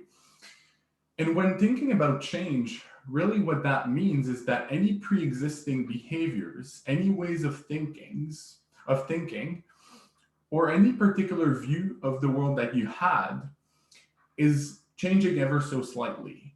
Or in some cases, it might be so profound that it's completely changing the person that you are. So the change might be so profound that nothing sort of remains. And of course, this conference has a very specific and very unique tone. So what I've tried to do is really, because I couldn't capture the uniqueness of any stories, I focus on what does it mean for any one human to change. In my opinion, it's quite complex also. And we'll see a lot of the why that is today. And I think it's also awesome that most people are in neuroscience and medicine and talking about DNA. And then in this sort of line, I'll be talking about meaning in that sense. So if you allow me, I want to bring us on a journey together and think about living and changing, because certainly it does bring about a lot of emotions. You can think about sadness, certainly confusion, guilt, anger, the fear of the unknown, as we'll see. I think this is one of the biggest ones, certainly joy, and all kinds of other range of emotion. And some of the changes could be made easier, in my opinion, by putting in more preparation in the vision you want for a lifetime, to be more careful about the choices that you decide to make. Because like I said, any choice or a lack of choice is also a choice in itself. So I first want to posit that if given the choice to face the truth of a new reality, whether it's a change or something else, or keep things as they are, most people would choose the latter, for the very simple reason that it is less risky than to look in the mirror, to face difficult emotions or happenings. There's also no possibility of regrets or mistakes if you're not looking. And when you start delving into philosopher, like you see currently on the PowerPoint, and even more so existentialists, they typically have very interesting perspective on life and what it means to be living. Despite the fact that they're very hard to decipher from a reading perspective, they do have a lot of value. And so that's why we have Time and Being. Has anyone ever just quickly read any of those things? Any hands that I can see? Anyone's ever? This is even better. So that's awesome. So we'll talk about Time and Being. We'll talk about Thus Spoke Zara, and then we'll talk about deconstruction, which is grammatology. And to deconstruct something really means that you have to explore the opposition of ideas, to explore the tensions and contradictions between those things. And the same goes for emotions. Why am I laughing at this bird that I hear chirping in the park, despite feeling deeply sad, perhaps empty, or worried inside? How is it that I might be happy to have this new organ or give one of my organs to save someone's life, yet still feel scared or unsure in some capacity? And there's thousands of small instances in life where this emotional tension is taking place. And to address those sort of big changes, we really have to talk about how strange life is. And I'll start with Heidegger and On Time and Being. So the first point that emerges from the reading is that being for humans is very fascinating because we all share this awareness of personhood. So you are you, and you're aware of the fact that you're a person. And hopefully you also have in that a sense of morality. So those two things emerges as you're conscious and aware. And from that awareness emerges two other things: the notion of time, hence the title, and the fact that your body itself is a borrowed clock of its own. So there's a moment in life that you realize that you're also finite.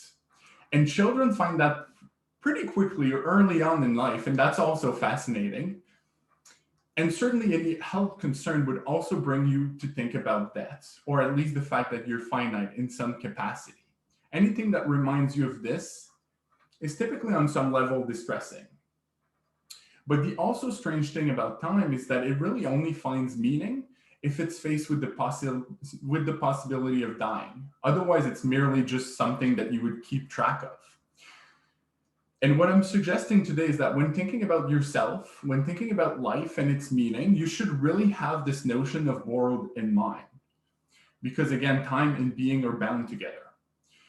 The second observation from the reading is that we're all thrown into this world, not like you enter a room, but really thrown into this continuous experience that you can never escape. The world is here, it's now, it's sort of everywhere around us. Perhaps with COVID, it has never been so true before. And the poignant notion from Time and Being and this notion of being thrown is that we're thrown into a world that we have no prior knowledge of why we're here. There is no clear map of meaning of life that has been given to you. And so we are thrown into a world that was there before us and hopefully will also remain after us. And that's quite strange. And that's really what I mean by life is a strange endeavor. But the beauty for Heidegger is that this uniqueness of life does give us a set of possibilities for existing because there is no map. And the second interesting thing is that because we have this awareness of others, we can understand the world and make choices in relation to other people. You can choose to give and take some aspects you like from other people, some values you may perceive as helpful or more noble, or behaviors you may want to learn from others as well. Those are some considerations for life. Now let's turn to Nietzsche and thus spoke Zara for a moment. So Nietzsche proposed that you should no longer understand the world by trying to find meaning from sources that take you away from the planet, from the here and from the now. Because for him, it does further you away from being present, for experiencing the actual meaning that you're seeking. So it's more appealing to be world-centric, and I didn't say self-centric, so world-centric. And once you are, meaning is very much intertwined and entangled everywhere around you, whether it's by watching a dog walk by in the park, when seasons are changing like they currently are right now, when the sun comes up again in the morning. Essentially, all the things that we're too busy in our lives or too distracted to notice. And what Nietzsche also suggested was that to transcend beyond current values, so to transcend beyond this non-world-centric view, part of that process is that you have to get away from black and white thinking to change who you are as a person. And that's really not easy by any means in therapy or any other context, because changing does bring about a lot of barriers. And the first one being, for something to change or to create something new within your identity, there's a deconstruction taking place. In the writings, they use the word destruction with a K, but I think it does carry a lot of meaning. So I'll use deconstruction of your existing person, which means metaphorically, but also quite literally, that some part of your psychological self has to die, or at least has to be let go, because some things are left behind. And even if it's a positive change, there's still a sense of loss, or some suffering, or some grief taking place, or some fear, emotions of that nature. Let's take an example. A change in your choices of studies, for example, would be a very hard dividing choice because it does carry consequences. And the difficult experience of that change would be that you're also aware of your previous self. So you're also aware of the choices that you were trying to make up until that point. The second barrier that emerges as well is the unknown, which I think is perhaps the most challenging one. So if you're trying to change yourself or your values, Nietzsche was asking, what is there beyond? So what is that new thing that you're trying to reach? And really, who are you after this process? How much of yourself is there left at the end? Who is beyond the script that have been given onto you that gives you an idea about who you are or who you must be on some level? And I really don't think there's anything scarier than this. And from any rational standpoint, it's easier, or at least less of a gamble, to keep things as they are, even when you know some things are worth moving, changing, or even completely burning. So I really want to emphasize the part that it's not an easy process by any metric. It's really crippling, I think, is what the word that I may be looking for. So now let's talk about Derrida for a moment. His mind-boggling proposition is that most of our thinking, once you closely look at it, is mostly false, unjustified, and we wrongly and quickly choose one thing over another. So we often choose speech over writing, as we are today in some capacity. We choose words over pictures, and especially true reason over emotions. And in choosing one thing over another for Derrida, we miss some major aspects in life and its meaning. So when you choose profit over generosity, for example, you are choosing to miss experiences associated with giving.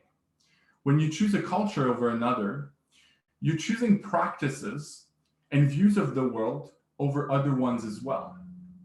When you use a word over another when thinking about yourself, you're also silencing other words, and this also has consequences. If I came here tonight and said to myself, this is not an interesting topic because that's not something I do, my experiences of each speaker would have been entirely different. Instead of saying, I'm very curious because I really have no idea what they actually do.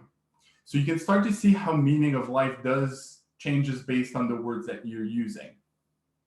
And so to deconstruct an idea for Derrida, what he said was that we find that those ideas are confused, that in any problems or concepts, there's rarely clear answers. And since things are confused and confusing, you should never rush to any sort of conclusion for the most part. And so for Derrida also, we're very much too focused on reason, on definition, and we have way too much faith in language in a way of communication. So some things cannot be expressed in words. And even if it was possible, those words are also confused.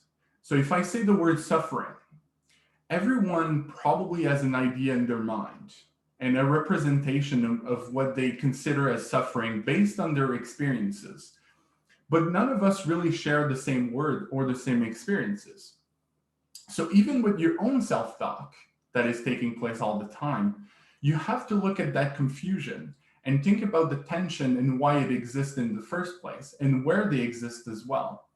Why do I feel like I'm a bad person if I am not doing this seemingly normal behavior, like not engaging in work when I could? Why do I have this belief? What's my standard to think that it is true or more right than something else? So Derrida suggested that we often dismiss those things. We dismiss people and ideas when they are in opposition, when in fact the action of choosing one thing over another is merely a judgment value. How do you know that you're kind? Or is it that not being kind is so socially repulsive that you could never think that you're not kind? Are you someone that gives time and effort to other people around you? How can you tell that that is the case? One of the key points to realize in deconstruction and identity up until this point is that it's only available to you with language. And this really means that pieces of your identity, of who you are, is really traces of things that the world around you has given you by means of language. That you are traces of those things that don't quite belong to you, which means that part of yourself really is traces of traces. Things embedded in your culture, in your education, in social circles. They can certainly be found in maxims and proverbs, in songs that you like, again, all language. Another part of you is also what Derrida called différence in French, which is difference with just an accent. And it's really a concept, not the word. So that difference is really that part of your identity is the difference of the things that you're not. So I'm from this culture, therefore I must not be from that culture. I am tall, therefore I must not be short.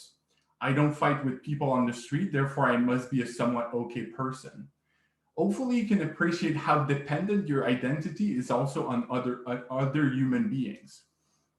And the last pieces of your identity, which is really the crux of this talk, is that the lasting part of your identity is really what you make of all of these things, of this melting pot. How you make sense of the scripts given to you, those traces, and those differences that you have with the world, which by default really means that you do have a role, and I want to say an active role or responsibility to yourself and other human beings in making sense of those things.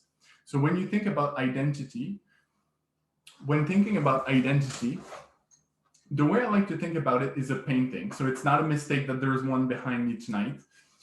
So how are you choosing to paint yourself in your mind? Because you live in that mind space. You want to choose the painting. You want to choose the colors. You want to choose the tones, the shapes. Imagine if you could paint this beautiful painting where, yes, there are flaws. Yes, there are brush patterns that could be more precise, or choices of colors that could be different. But for the most part, you have carefully chosen a colorful and peaceful portrait of yourself. But most importantly in all of this is that you have chosen that thing in the first place. So if you're a person that just had surgery or will undergo surgery, for instance, you have been given a new canvas on some level, while still carrying the old paintings as well. So it's really a moment in time where it's possible to think about what you want this new canvas to be or look like. You can really create and recreate yourself and how you choose to act as a person, the words that you choose to use as well. How do you manage the tension of emotions that you get to live? Are you able to tolerate this paradox of comfort and discomfort that we cannot really escape? There's this nice picture here that I'll be changing in a second. So there's this nice picture here.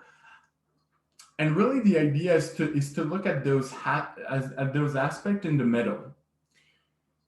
And so when you start looking at your painting, I suggest to look at those aspects, and then all kinds of questions should emerge from this. Who am I really? What do I want out of life? If I could make changes in my life, what would they be? In therapy, my favorite question to ask is, if you had three wishes, what would they be? Kids and teens find some very interesting answers to that question. And in doing this, what you really want to do is ask the why and the where it comes from. What am I afraid of in life? Am I afraid to fail? What am I really scared and anxious and worried about? And hopefully you get to do that experiment on your own. In the interest of time, I will stop here. The last two questions I really like are this one here. So where do my fears emerge when thinking about those questions? So typically asking even those questions is very distressing. And the last one, hopefully some of you may know where that's from. If not, I suggest to Google it afterwards. But who taught you how to hate yourself so much? And I really like that question because it gets to the script of like, why are you thinking about yourself in the way that you're doing right now? And so that's really the end point for me because there is no ending. So I'll stop. Sorry, I was muted there. That was a very profound presentation that you gave. I know that I learned a lot. I have a lot of reflection to think about my own life, and I can actually think about going through my mother's aspect of having an organ transplant and really taking that, and I can like process my feelings now to see the underlying roots. And thank you for giving us really great questions to continue on this, continue after this conference. My pleasure. If there's any question at the end, feel free also. Thank you so much. And so now we are going to have our last kind of presentation from a researcher.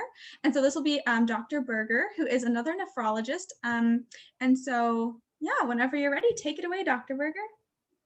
All right, so I will pass off. Can you see my slides now? Yeah, okay, perfect.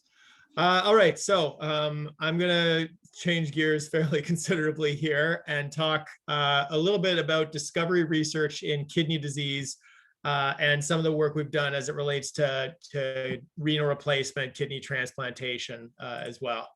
So a few caveats before we start. So I haven't been directly impacted by organ donation. I don't see patients who are transplant recipients. And so obviously my perspective differs from many others in this audience.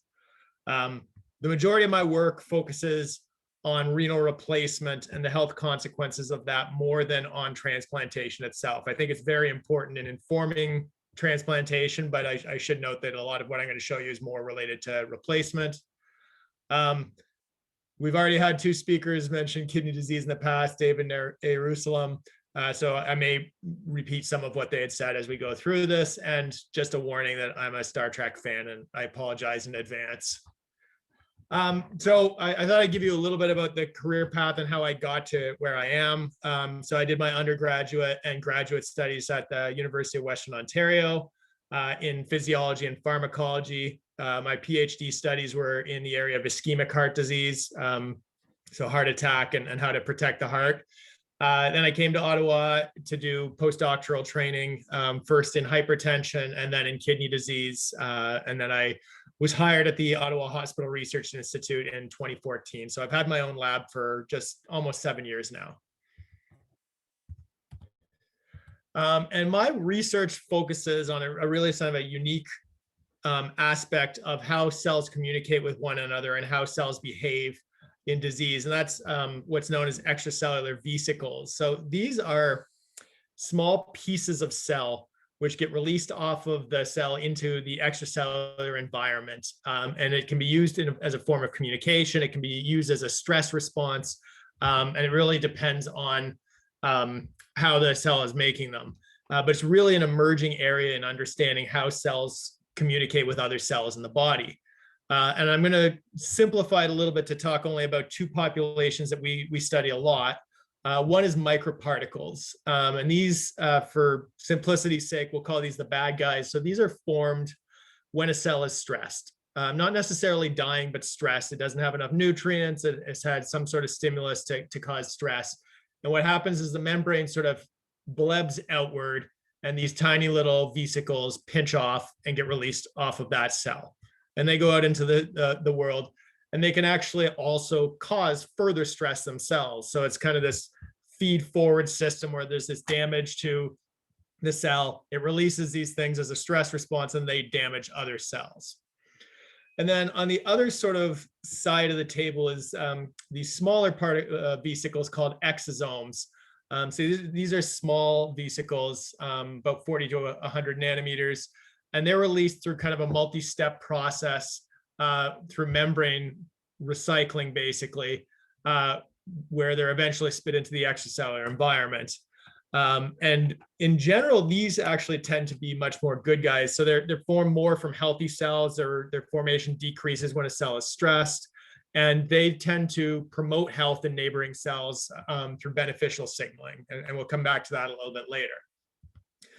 And so you have sort of this paradigm. I'm going to start by talking about the bad guys, these microparticles, where they're really useful because, like I said, they're formed when a cell is stressed and not necessarily irreversibly stressed. So a lot of the times when we're talking about disease, right? So when we're talking about, let's say, a healthy kidney versus a kidney in failure, we've had this irreversible injury to the cells. There's not a lot of what we can do to facilitate repair because the cells are gone. They've died and they're no longer there. And so really there's not a lot you can do to prevent the injury. But if you can catch the cell at a time when it's just stressed, then there is an opportunity to stop that stress, to remove that stress, or to counteract that stress therapeutically in some way. And so these microparticles, which are being formed from a cell while it's stressed, are kind of this early warning sign, like a red alert, if you will, that there might be something bad going on. And so a lot of our work has been using this to gain insights into what's going on in the body. And so I'm going to talk about a couple of paradigms, all of which are related to kidney disease. I don't think I need to harp on this too much because it's been covered elsewhere, but it really very life-changing condition, kidney disease, kidney failure. We heard what the consequences are if you can't get a transplant in terms of the burden that dialysis is.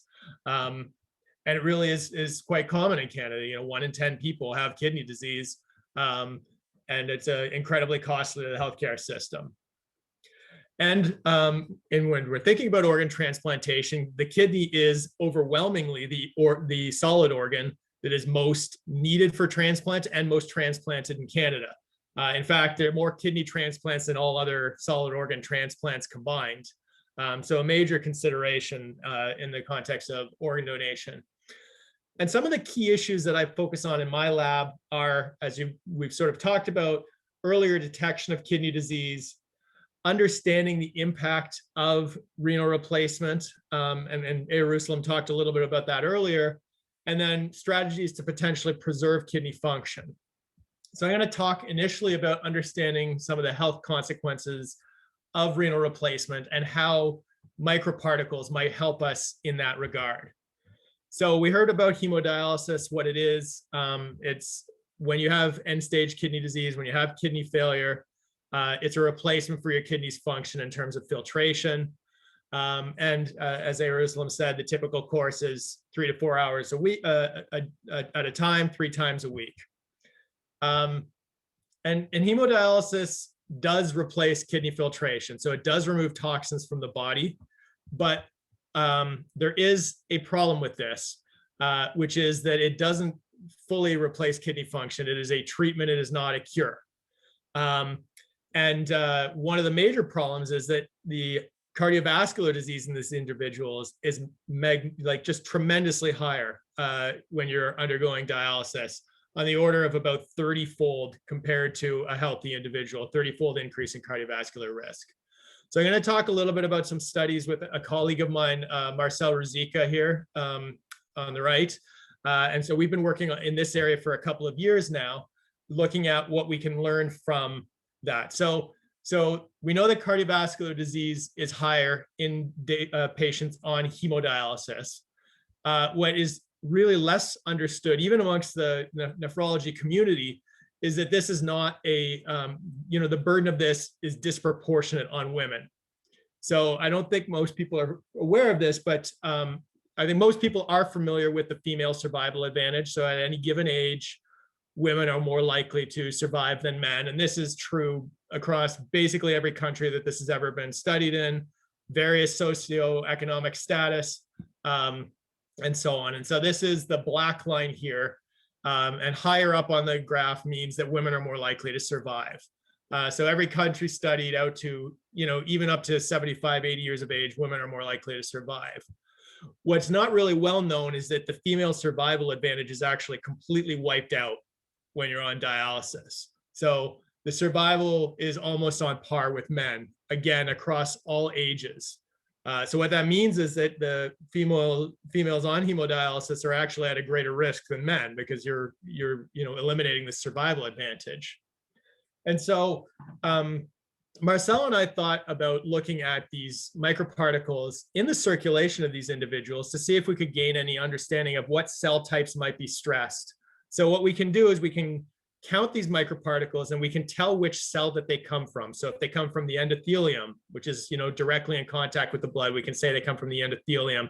If they come from the immune cells, we can say they're coming from immune cells. Or if they come, as we're going to see in a second, from the platelets, then we can say these are coming from platelets that are stressed.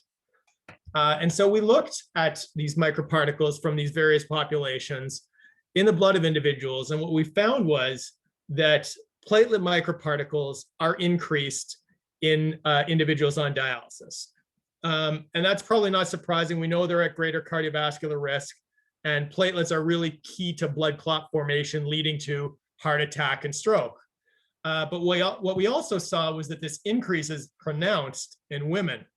So there's actually this much greater increase in levels of these platelet microparticles, suggesting greater platelet stress, greater platelet activation in these individuals.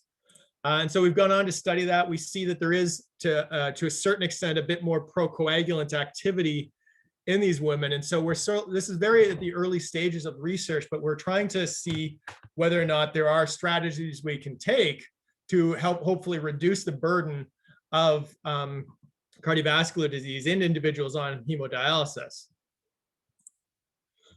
So I'm going to change gears a little bit. We're still going to be talking about extracellular vesicles, but now we're going to talk about early detection of kidney disease. And in particular, I'm going to talk about diabetic kidney disease. As we've heard earlier, it's the leading cause of kidney disease. And diabetic kidney disease has an interesting natural progression in that it has a very long period of time where there's not much clinically to detect in terms of renal injury. So the red line here is kidney function, kidney filtration, right? And then the blue line here is protein appearing in the urine, which is typically the earliest clinical sign that there's been damage to the kidney. And what you can see is there's a very long time before you ever progress to a point where you would have what's known as, diabetic nephropathy, diabetic kidney disease, and even longer before you progress to end-stage kidney disease. It can be as long as 20 and 30 years. And so the question is whether there's a period of time where there is stress that we might be able to intervene. And the cell that is particularly damaged in the kidney by diabetes is what's called the podocyte. So these are specialized cells that are forming the filtration barrier in the kidney. And they sort of wrap around the blood vessels, and they have like a network of processes that sort of interdigitate. And that's how the kidney normally prevents blood cells and protein from getting into the urine. And in diabetes, this barrier is damaged. These podocytes are damaged, and you begin to see leakage of protein into the urine. And the problem is, by the time you can see leakage of protein into the urine, these podocytes are irreversibly damaged. And unfortunately, podocytes are not a proliferating cell type. So once they're dead, there's no regenerating them. And so the question is whether we can find a period of time between this normal and this diabetic phenotype where we can identify potential injury and allow for intervention. And so we did some animal studies a number of years ago. This was in collaboration with Chris Kennedy, again, in our Kidney Research Center group. And we looked at an animal model of diabetic kidney injury. And we counted microparticles from podocytes that were released into the urine. And then we also looked at the conventional sort of clinical sign of diabetic kidney disease, which is albumin or protein appearing in the urine. And what we found was that there was an increase in these podocyte microparticles in the urine. And there was also an increase in albumin in the urine in this model. So it is a good model recapitulating human kidney disease. But what we found was that there was a period of time very early in diabetes, and we did this on a number of different models. And consistently, we found that there's a period of time early in diabetes where we can detect these microparticles in the urine, but there is no clinical albuminuria. There is no detectable protein in the urine. And so this is this narrow window potentially where you might be able to identify and take strategies to intervene. Like Arusalam said, there are treatments like ACE inhibition that can preserve kidney function for a longer period of time. We've gone on to look at this in human disease, in human diabetes, where we looked in individuals that had no sign of diabetic kidney disease whatsoever. And even in this population, we saw a subset of individuals that had higher levels of these podocyte microparticles in the urine. We actually saw a subset in the healthy controls as well. And what's interesting about these numbers is that they very closely reflect what is the reality of the Canadian population. About 10% of Canadians will have kidney disease. About 33% of Canadians with diabetes will have diabetic kidney disease. So we don't know at the moment whether this is a forecast in these individuals. We're currently sort of tracking that to see whether we've been able to identify this earlier. But under current clinical definitions, these individuals don't have kidney disease. But what we can say is that they do have stress on their podocytes at the moment in time that we've counted those. And it's possible that that is an early clinical sign or any early sign that there is some kidney injury. All right, so the current situation, to summarize, in terms of using these microparticles in detecting injury, the current situation is that we have late detection of kidney disease. There's limited therapeutic options when there's late detection. So there's much more rapid progression to kidney failure. And because of this, there's more transplants that are needed. And really the goal is to transition either through microparticles or some other biomarker that can allow us to detect kidney disease earlier to an earlier detection. You can take strategies therapeutically to prevent kidney disease. There are probably a lot of drugs out there that would be very effective in treating kidney disease, but we never get them at a time when they can be effective. And so by detecting kidney disease earlier, you can hopefully reduce the burden of the need for transplantation. And finally, I'm going to talk a little bit about one final project, which is kidney protection through extracellular vesicles. So I talked a little bit about those beneficial extracellular vesicles, those exosomes. And the goal here is to take a kidney and preserve function to allow it to live long and prosper, if you will.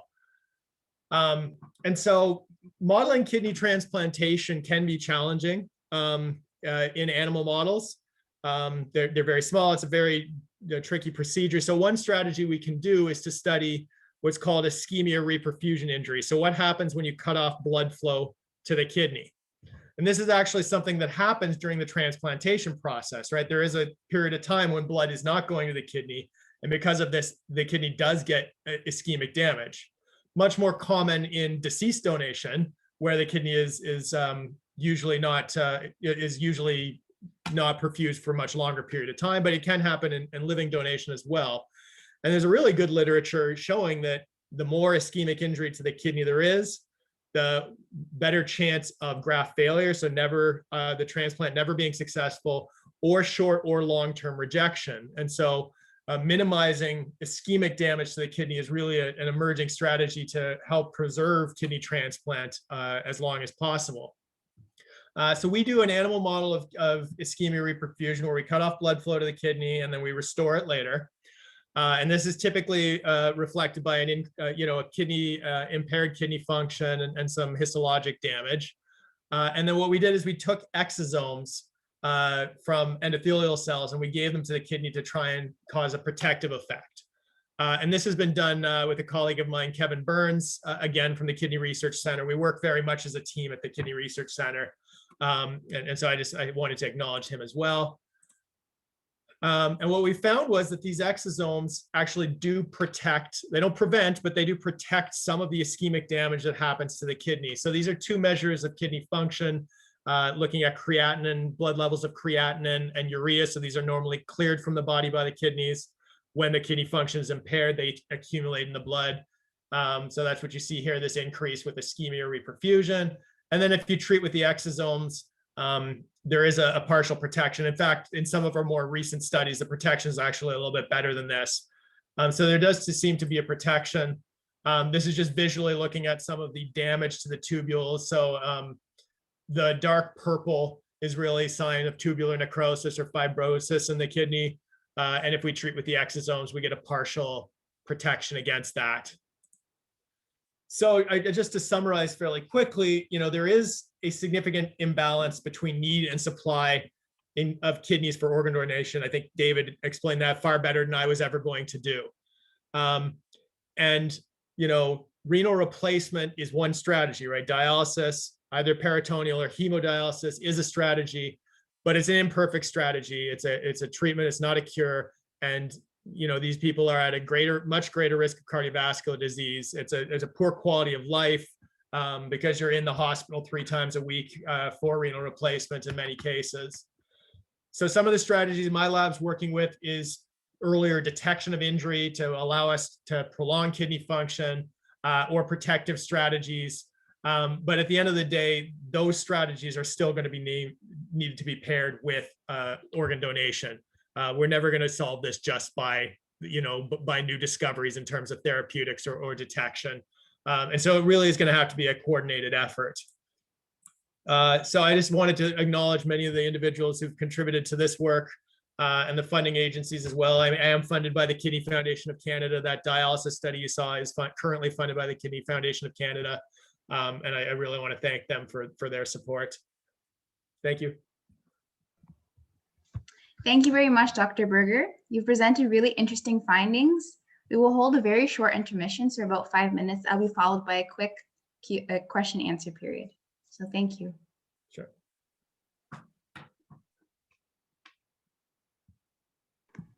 Yeah, so this is a great time to get up and stretch or grab a drink of water. If anyone has any questions for me at the moment about the club, feel free to ask them as well. If you have any questions for any of the presenters so far, feel free to put them in the chat box, and we have been creating a list so that we can ask all of them during their question and answer period.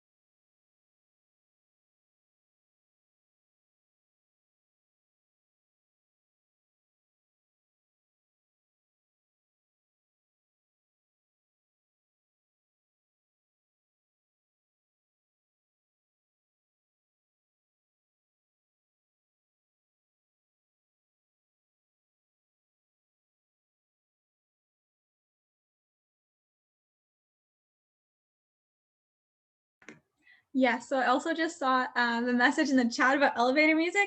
So I just want to take this time to give a quick reminder that after the conference, to all the attendees, there'll be a short survey, an email with a link to a survey about any recommendations that you have.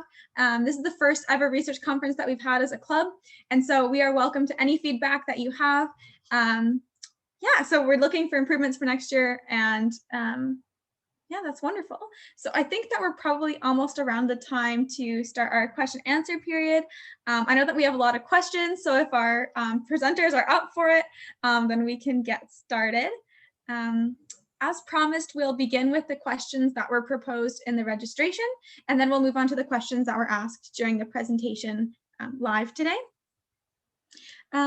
So our first question could be answered by either a nephrologist. And so the question is, maybe I'll ask this one to Dr. Besa, and then we have another one for Dr. Berger. So don't worry, we're not forgetting about you. The first one for Dr. Besa is, why would a transplanted organ start to be rejected by the body, despite it being a good match for the person before the transplant?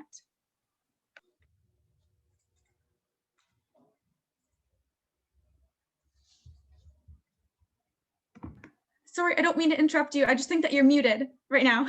That's okay, happened to me earlier too. Yeah, right. Okay, sorry about that. So I was saying that there are a lot of reasons that the kidney rejected, and usually most of the time we see in the patients who may not be compliant with their medications.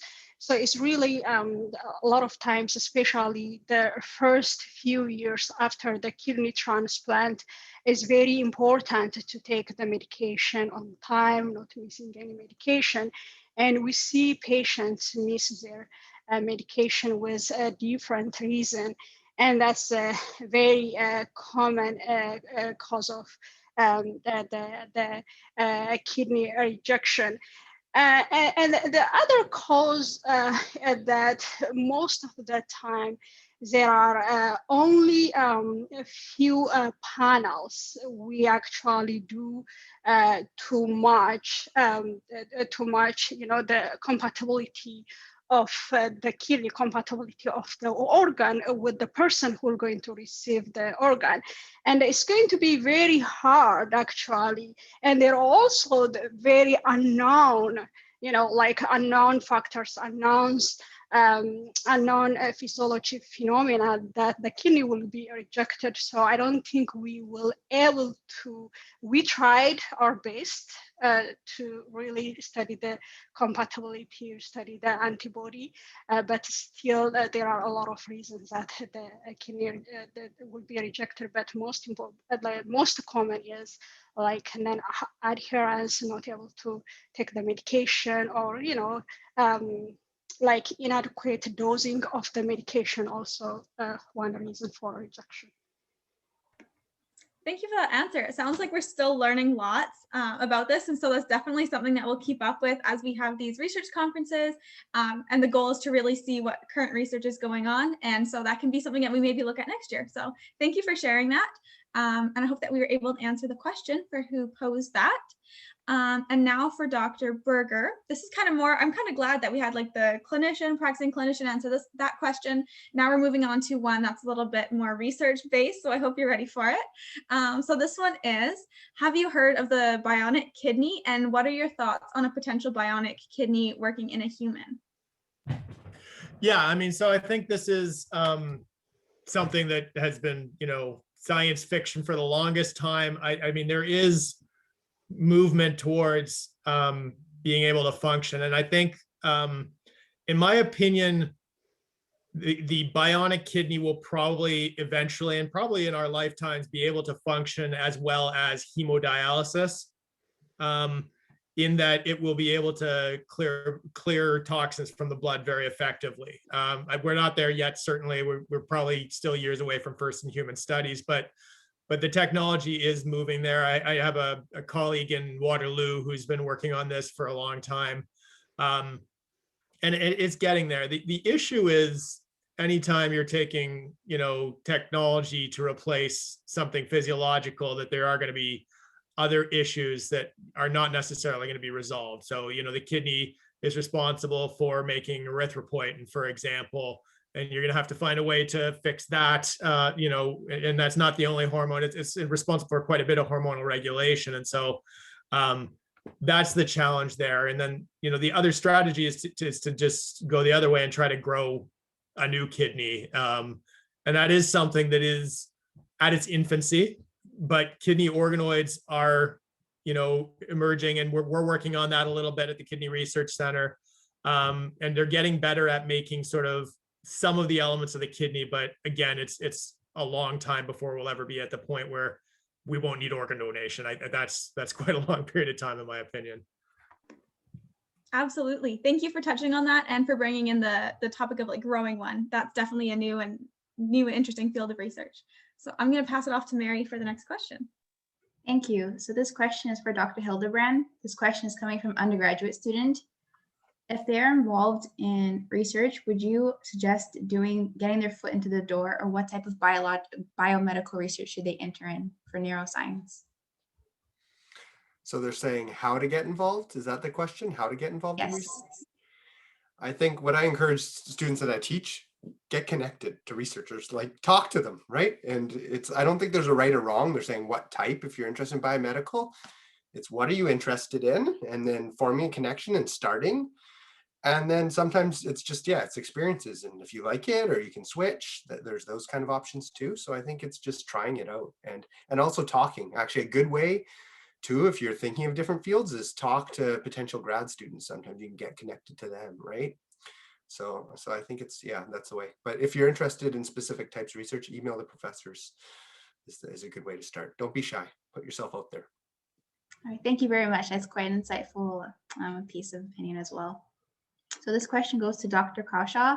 Do we know what are the causes for family members to override the organ donation decision from the field of psychology? Good question. And I guess that's one of the things we're trying to tap into.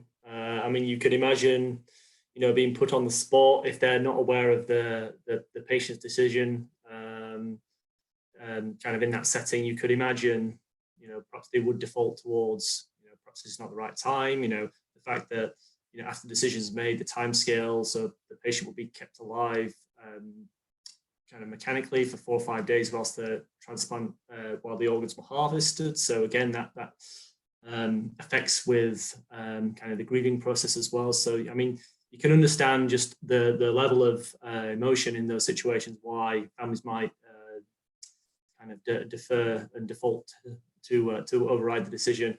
In a lot of instances, it would just be that if the patient hadn't made the family aware, and then a representative from the organ donation team came and said actually they were a donor, I think it's probably less of an impact unless it was pre-stated from the patient. So I guess if anyone's considering being a donor, tell your family members, tell your next of kin, have that conversation, because that that information before the fact is going to be really important. And that's some of the data that's already coming through in terms of the interviews. It was, it's not an easy decision, but I knew that was what they wanted, and I was very confident in going ahead with that decision, and that was a real driver. But that all happened in the decision beforehand. So speak to your next of kin, speak to your family members. And quickly, sorry, I didn't mean to jump in, Mary, but quickly, while we have you here, Dr. Crawshaw, we have another question for you. And so it's referring to the driver's license. So why was the organ donation removed from the driver's licenses, and was registration higher while it was on the driver's license or not? I'm not sure. I can't really answer that, unfortunately. My understanding is it's on my driver's license, so I think you can still state your preference if you want to be a donor. Like if you go to Service Ontario, they will still ask those questions. So my understanding is that it hasn't been removed, but I may be wrong on that. So from my understanding of the research that I've done, what has happened is that sometimes people, if it's just on the driver's license, and let's say they're in an incident where they didn't have that identification on them, then sometimes they can be passed over because the medical professionals, from what I've heard, don't know that information, where if they're physically registered in the database of like the health, like Trillium Gift of Life, so you can register directly through the Trillium Gift of Life, then they'll have that in the database when they are brought into the hospital, and they have to make that kind of decision. So yes, there is still definitely the option. Like when I recently got my driver's license, I think it was 2 years ago. Sorry, oh my gosh, 4 years ago. When I got my driver's license, it was still on there. However, there are additional steps, like you can register through Canadian Blood Services as well as the Trillium Gift of Life directly. And so that way you're kind of covering your bases. I'm glad I was able to jump in. Sorry. Yeah, just touching on some of the interventions as well. So I did mention that some of them were delivered within driver motor vehicle situations, because that was an opportune moment to try and capture people that perhaps hadn't thought about organ donation. And whilst people are twiddling the thumbs, waiting in the in the waiting room for those driver's license, you usually have to wait a few minutes in a queue. So it's an interesting avenue and setting for potentially kind of light touch interventions to try and get people thinking about that type of thing. Absolutely. Thank you. And while I'm still here, I want to touch on, there was 2 questions for David Hartel, who was our first speaker today from Canadian Blood Services. The first one was, of the 800 donors that he had mentioned, are they just kidney or all organs, and from all across Canada or just Ontario? So to my understanding, the 800 donors were from across Canada. And also to my understanding, when there is someone that unfortunately has passed away and they are a potential organ donor, they would be assessed for which organs are available for transplant. So if it was a motor vehicle accident and there was some damage to certain organs, those obviously would not be donated. However, you can also state upon your registration if you want to keep certain organs or tissues like your corneas and things like that, or your skin. So that may be up to the person. So it could be all organs based on sometimes the incident that occurred, as well as the preference of the individual. So I hope I was able to answer that. And there was a second question for him. Is there an age cutoff for donors besides health? To my information, to my knowledge, no. However, they would be assessed on health. We actually know that there has been, Jessie is shaking her head and she's like, you're pointing me on. I know that there has been successful transplantation with like a 92-year-old individual, as long as they meet all the other health requirements. So there's no specific age cutoff. However, at a certain age, there is a possibility that the individual will not pass the tests required. Yeah. Okay. So just to jump there in as well, just to add to that as well. Absolutely. One of the perceptions around health status and age, when people are approached in the hospital or asked to think about organ donation, it's like, well, surely they're over an age, or surely they had some chronic conditions, and actually still these individuals are viable in certain cases. So again, there's that bit of opportunity to impart some knowledge there. It's not necessarily a kind of a hard cutoff or kind of based on the perception of health. Thank you for that. I'll let Mary take over the next questions here. All right, so the next 2 questions will be for our nephrologists. So the first question is for Dr. Berger. How would you define short and long-term rejection? Yeah, so I think there are varying definitions, but in general, short term would be like less than 3 months, and long term would be longer than 3 months. I should say, so if you probably want to ask Jerusalem this as well for her definition, because I'm not a nephrologist, right? I'm a PhD scientist, so this is research for me. It's not my clinical practice. So maybe we should get her comment on that as well. Okay, you're right. As Dr. Berg says, the short-term rejection, we clinically call it acute rejection. It usually happens within 3 to 6 months. And then a long-term rejection happens after 6 months. So the clinical definition is based on the duration of the rejection. Perfect. Thank you very much. And actually, the second question is for you as well. So the person wrote, I know that core med depression is high among dialysis patients. Do you know if there are screenings done for depression in clinics? Are there support groups for patients who may fall in this category? For instance, I know in the UK, the availability for mental health support, like such as clinical psychologists, are somewhat problematic. Yeah, here in the US, in the dialysis center, we do multidisciplinary round every week, including the case manager, nutritionist, nurses, office managers. So we screen patients, and a lot of times, since we are also internists, we put patients on antidepressants. But a lot of times we refer them to talk with their primary care doctor. So we demand every patient to have a primary care doctors, and then they get all extensive care through them. But we actually do not have a trained clinical psychologist or psychiatrist in the clinic. We do usually refer them to their primary care doctors. All right, thank you very much. I also have one question for all the researchers here as well. So I think it applies to, is shortage of donors an age factor? Can any organ be used in general? So we could start off with our neuroscientist. For instance, for your work, if you were to get like human tissue samples, would age be a factor for that? Not really. Like, it's surprising. I think we had that bias, the AUDA, I think Jacob was talking about, where you think, okay, the older the neurons aren't going to be as viable, but actually some of our best recordings have been from older. And I think actually it's great we have a range. So we've had a range from 18 to I think 69, maybe in the 70s. But it actually also helps us then understand, are there differences across aging in these circuitry? So it's actually helping enrich kind of the data set. Just the numbers are low on everything for now. So I think that's where it's going to take time to kind of build that foundation of understanding. But yeah, no, we've been able to use kind of whatever. And we've had a few that are chronic pain patients as well, which helps us to start to think and investigate some of those questions as well. Thanks.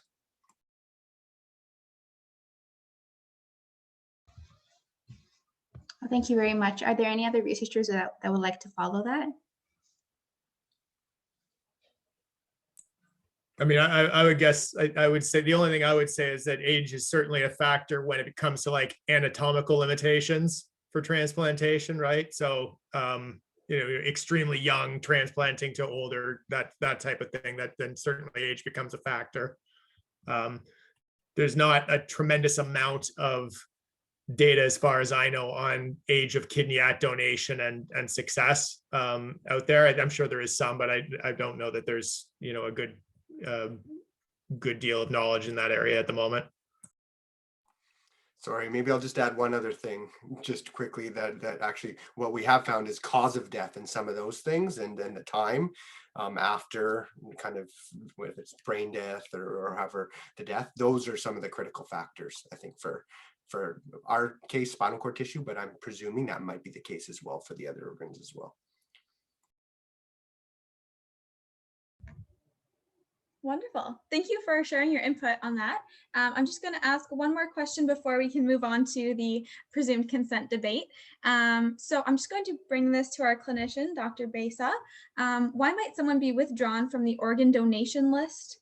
I know for you, like yours, especially in nephrology, but is there any serious things that you'd like to present about why someone may be withdrawn from the organ donation list?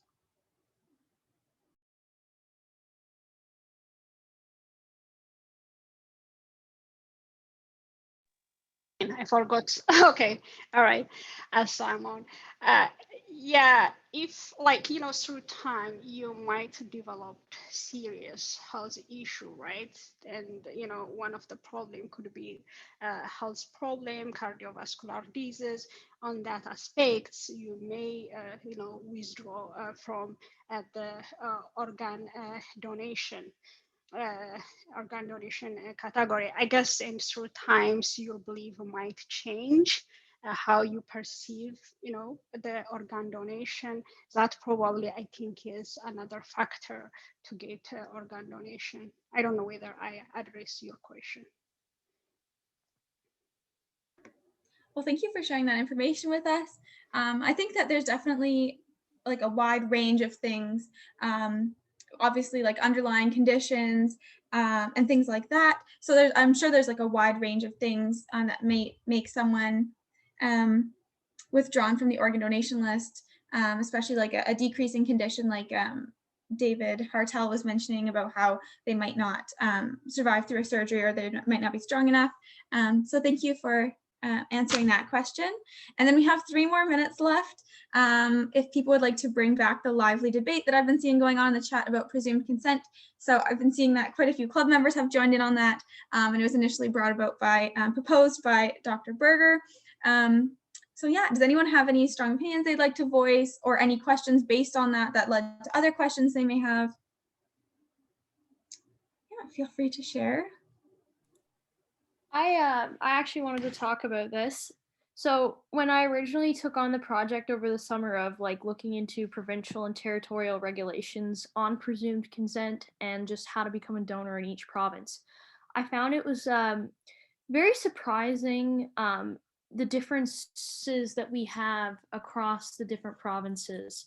I think a big step towards adopting presumed consent would definitely be towards getting a national view on all of this and get it all nationally regulated instead of provincially regulated. And then we can make a more of a push towards presumed consent, because like we were talking about earlier on today about how many donors don't actually get to follow through with it.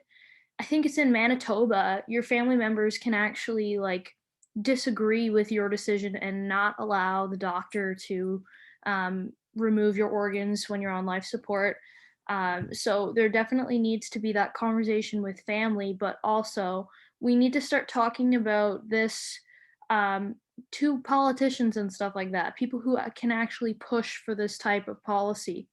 And just in general, I think Canadians tend to be pretty altruistic people, and I think that a lot of people will step behind this and support this, because there's going to be no judgment if you choose to opt out because of religious beliefs or whatever your reason for not wanting to be a donor is. Nobody's going to judge you for that. I think it would be way easier, and we would see way more donations happening.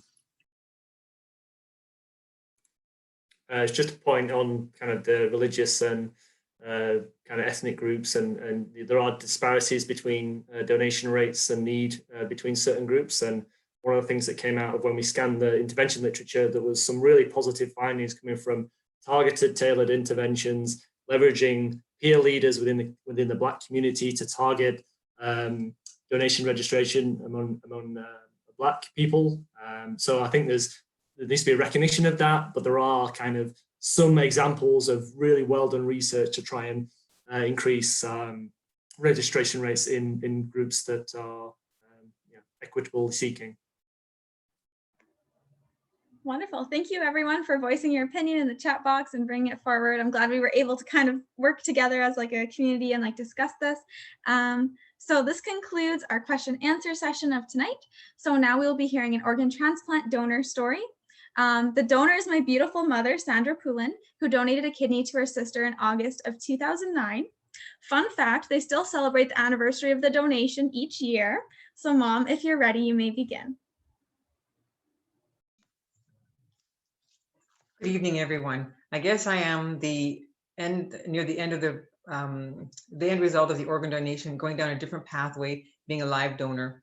I'll start with the beginning. My family has a genetic inherited trait that causes kidney failure. We have no protein in our urine, no diabetes, and no other preconditions. We notice our creatinine levels elevating, and this is like the poison in your body. Then we are forwarded to a kidney specialist, a nephrologist, like some of yourselves. My father was diagnosed through a bout of chest pain at the emergency department, and this led to the referral to a kidney doctor. These doctors try to keep you as healthy as possible until you need dialysis. And we appreciate everything you doctors do that try and keep us away from the dialysis. My father started with peritoneal dialysis first, and I'll get into the different types of dialysis, but you guys have really gone over a lot of them. He was living with the anticipation of the call. Everybody lives waiting for the call. So you understand you're waiting long weekends, you get the call at night, you make sure you have cash in your wallet before ATM machines. It just becomes a part of your life. So he received a kidney from a deceased donor in Winnipeg, Manitoba, because we live in west of Thunder Bay. Even though he dealt with doctors in Thunder Bay, I don't know how he ended up with an organ from Winnipeg. So he had the organ for 1 year. It was a successful transplant. And then he ended up with a blood clot in the organ. And when they took the clot out, the organ shut down. So from then it was like emergent to get the hemodialysis. So they put him on hemodialysis, and he lived a very long time. I'd say it's got to be more than 20 years. He was a very long, he was a very good survivor of the dialysis treatment for the kidney failure. Where am I here? So jumping forward many years, my younger sister started with symptoms of swelling in her hands. She was young and healthy. So she ended up going to a doctor who offered to send her on to the transplant, or to a nephrologist. And long story short, she needed transplant. I offered. When you offer to donate, every test is done. And each test is done waiting on the results to do the next test. Because if something isn't right, they will reassess or further investigate what the results of that test were. When you get all the tests done, then you end up speaking with the transplant team, and you end up speaking with the psychologist at the very end. I think that's the marker. You know, you're at the end when you speak to the psychologist. You've made it through all the blood work and the urine samples and the chest x-rays and the biopsies and all that. So when all that was done, we did the transplant. I had to ask her today how many years it's been. It's been 12 years. It was not a big deal to me, so I don't remember the days. I remember it was warm out. It was summer. I remember we walked to the hospital. It was warm and sunny. And did I mention this blood work? And more blood work and more blood work. There's a lot of blood work. And some of the tests that are done are urine samples, blood work, ultrasound, chest x-ray, ECG, a stress test, a pap test, a mammogram, an occult blood test. And for me, because of being genetic, I also had a biopsy of the kidney to ensure that I did not have the gene. And being that we lived in Northern Ontario, it meant a lot of trips to the city for specialized blood work. I would drive 2.5 hours one way for blood work that had to be there by 9 in the morning so they could fly it to Thunder Bay fresh, or pardon me, fly it to Toronto fresh. So we did these a few more times. The South does offer a lot more for the patients that live close. And I'm not complaining, I'm just stating that you take that into a fact when you are donating. Like how far you live is a challenge. Doesn't stop you, but it certainly is a challenge when you're thinking about how many trips you have to do for all these tests. And so the South does have a lot of amenities that the North doesn't have. If you believe in something, it's not a challenge. About 24 hours before the donation, my sister and I had blood work to ensure that neither of us had picked up any viruses that would cause us to build up any antibodies.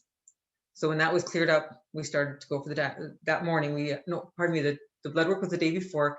The next morning we go in, we walk there. She stayed the night. I ended up walking to the hospital in the morning, and you meet the doctor, the team, and they come over and they put a little X on the spot where they're gonna take it out. And you really need your family there then. Like you believe you're doing the right thing and you're doing it all, but they're always in the back of your mind, like not everybody comes out of anesthetic. And so when you wake up and your family's there, you're so grateful. I would do it again in a minute. It is not painful. It's a big deal to her. It was a big deal. And I was like, it's no big deal. It's not a big deal. I didn't drive home. Like I said, so the transplant was done in Toronto and we lived west of Thunder Bay. So my husband packed me in the car after 4 days of being in the hospital and we drove home. The doctor said, I remember asking for more pain medication because he only gave me 2 days worth. And I'm like, I won't be home in 2 days. And he says, well, why don't you fly? I said, we don't have an airport. He said, get your family. I said, they're all here. What do you want? But we drove home and everything went well. And the family support is very important. I did not ever have any issues with donating to my sister. I have 2 sisters. I'm close to both of them. Hello, Sharon. Hello, Ruth. I would say I had no complaints. My biggest complaint about the transplant was I couldn't wear blue jeans for more than a couple hours because it would rub on my suture line. Now, is that a complaint? I say no. The dialysis. I've never been on dialysis, so I only know through family. My father, my sister, and another family member have gone through dialysis.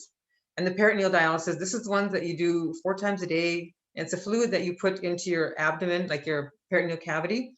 And I remember I was trained on it when my dad started it. And the way they explained it was, it's like a catheter. So it's like a tube and it gets sewed into your abdomen and it's like a sprinkler.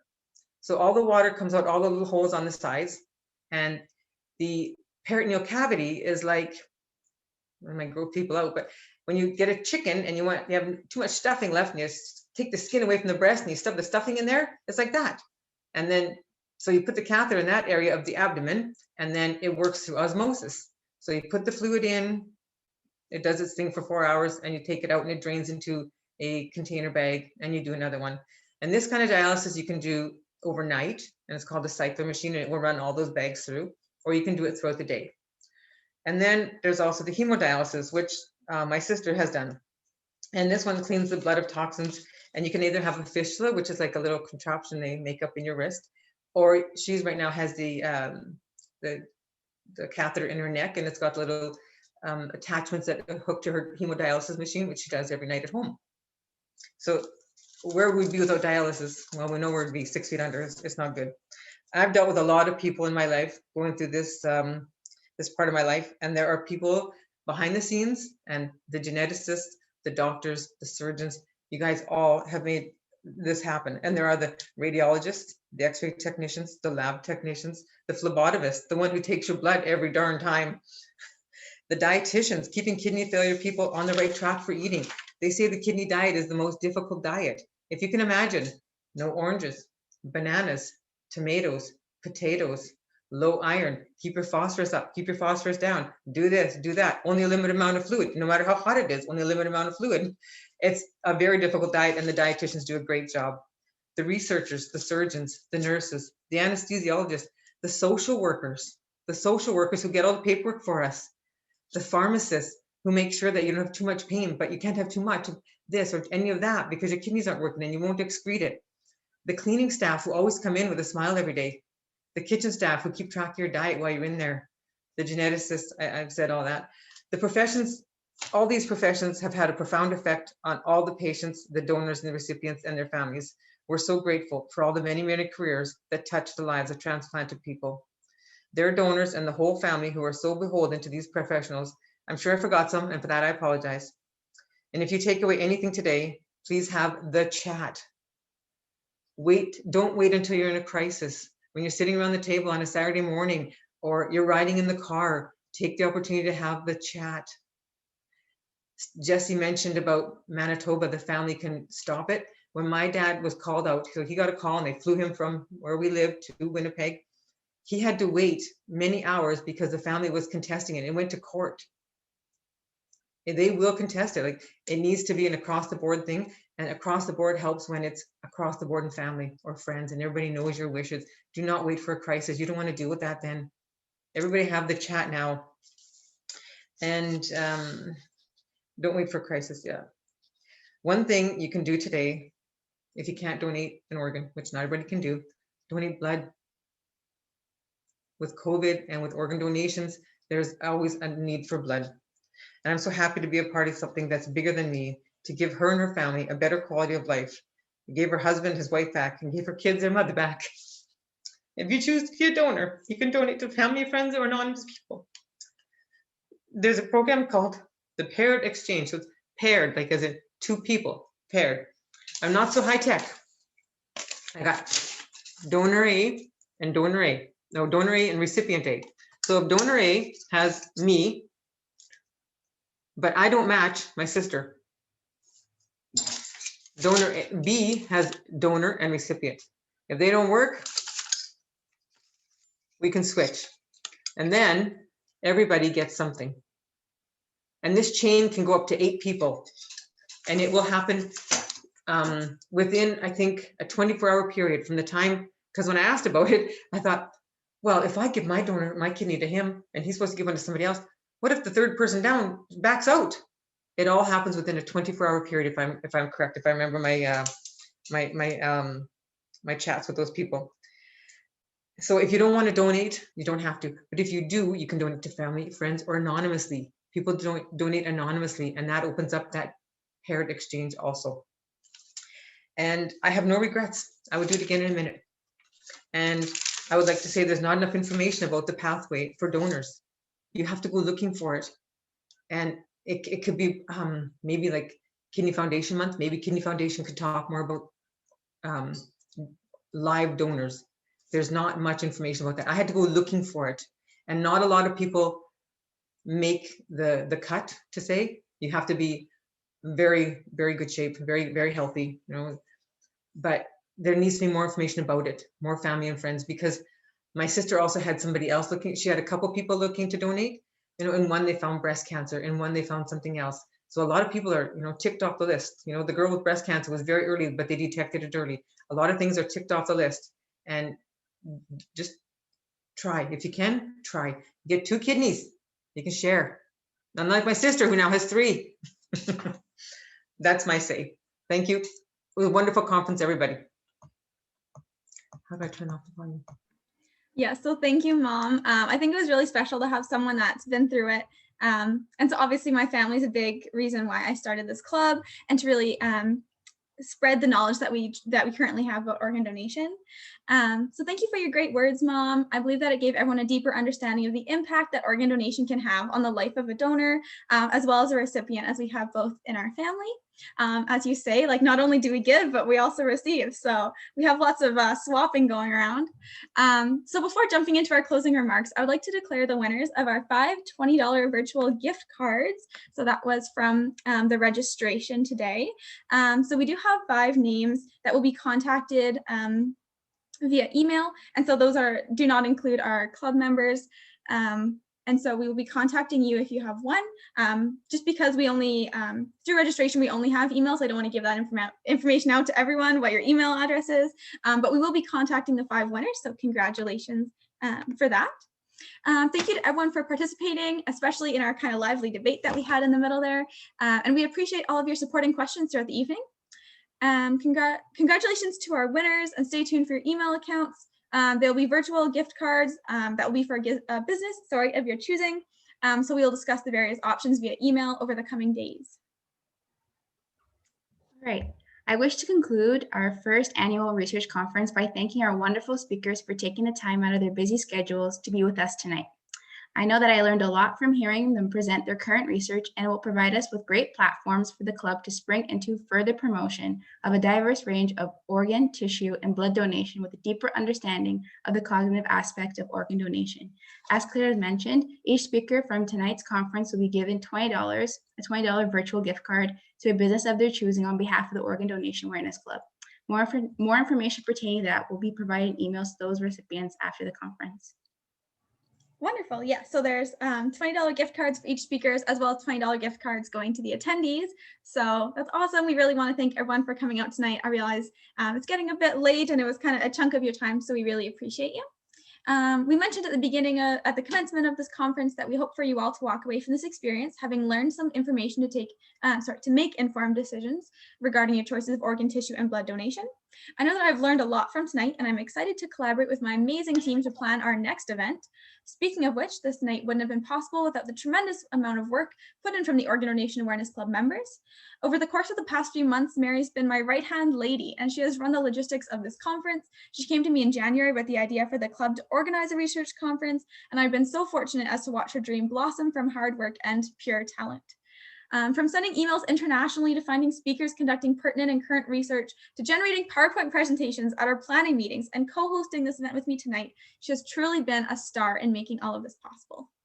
Thank you very much, Claire. Next, we have our lovely event promotion team: Emily, Erica, Gina, Mathilde, Meg, Neha, Natasha, Jesse, and Triona.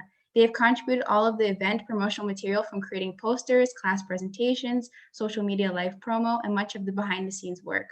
I would like to quickly mention the feat that Erica pulled off. Since taking over the club TikTok account in February, she has routinely created creative and fun promotional materials, reaching over 600 views per video, which is incredible. Way to go, team. I can see what a great job everyone has done so far, and I can't wait as to what we can do next.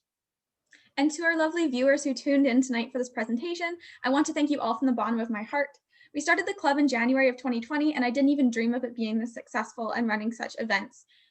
We aim to create a safe space for students and community members to educate themselves about organ, tissue, and blood donation. And through events like tonight and having these discussions with your loved ones, I truly see the tangible impact that we are having in the Canadian community as a whole. From being coast to coast, we're going national, thanks to our VP Bilingual, Jesse Record, being from Newfoundland. And so we have a few attendees from Newfoundland tonight. If you enjoyed tonight's conference, I encourage you to follow our social media channels to stay up to date on club events and activities, and I'll be posting those in the chat momentarily.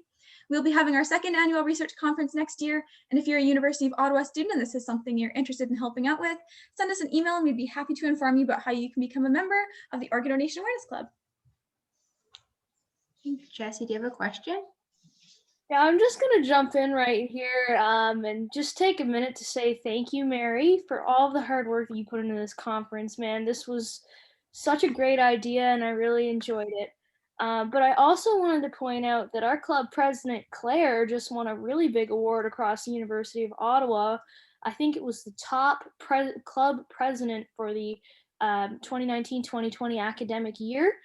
So I think this was a great platform to say congratulations, Claire. We are also very, very proud of you and all the hard work that you have put in to making this club what it is today. Congratulations. Thank you so much. I really couldn't have done it without such a supportive team. As you can see, we had quite a few members come out tonight. And so, yeah, it really shows that, you know, after hard work, you can have really great success. So thank you.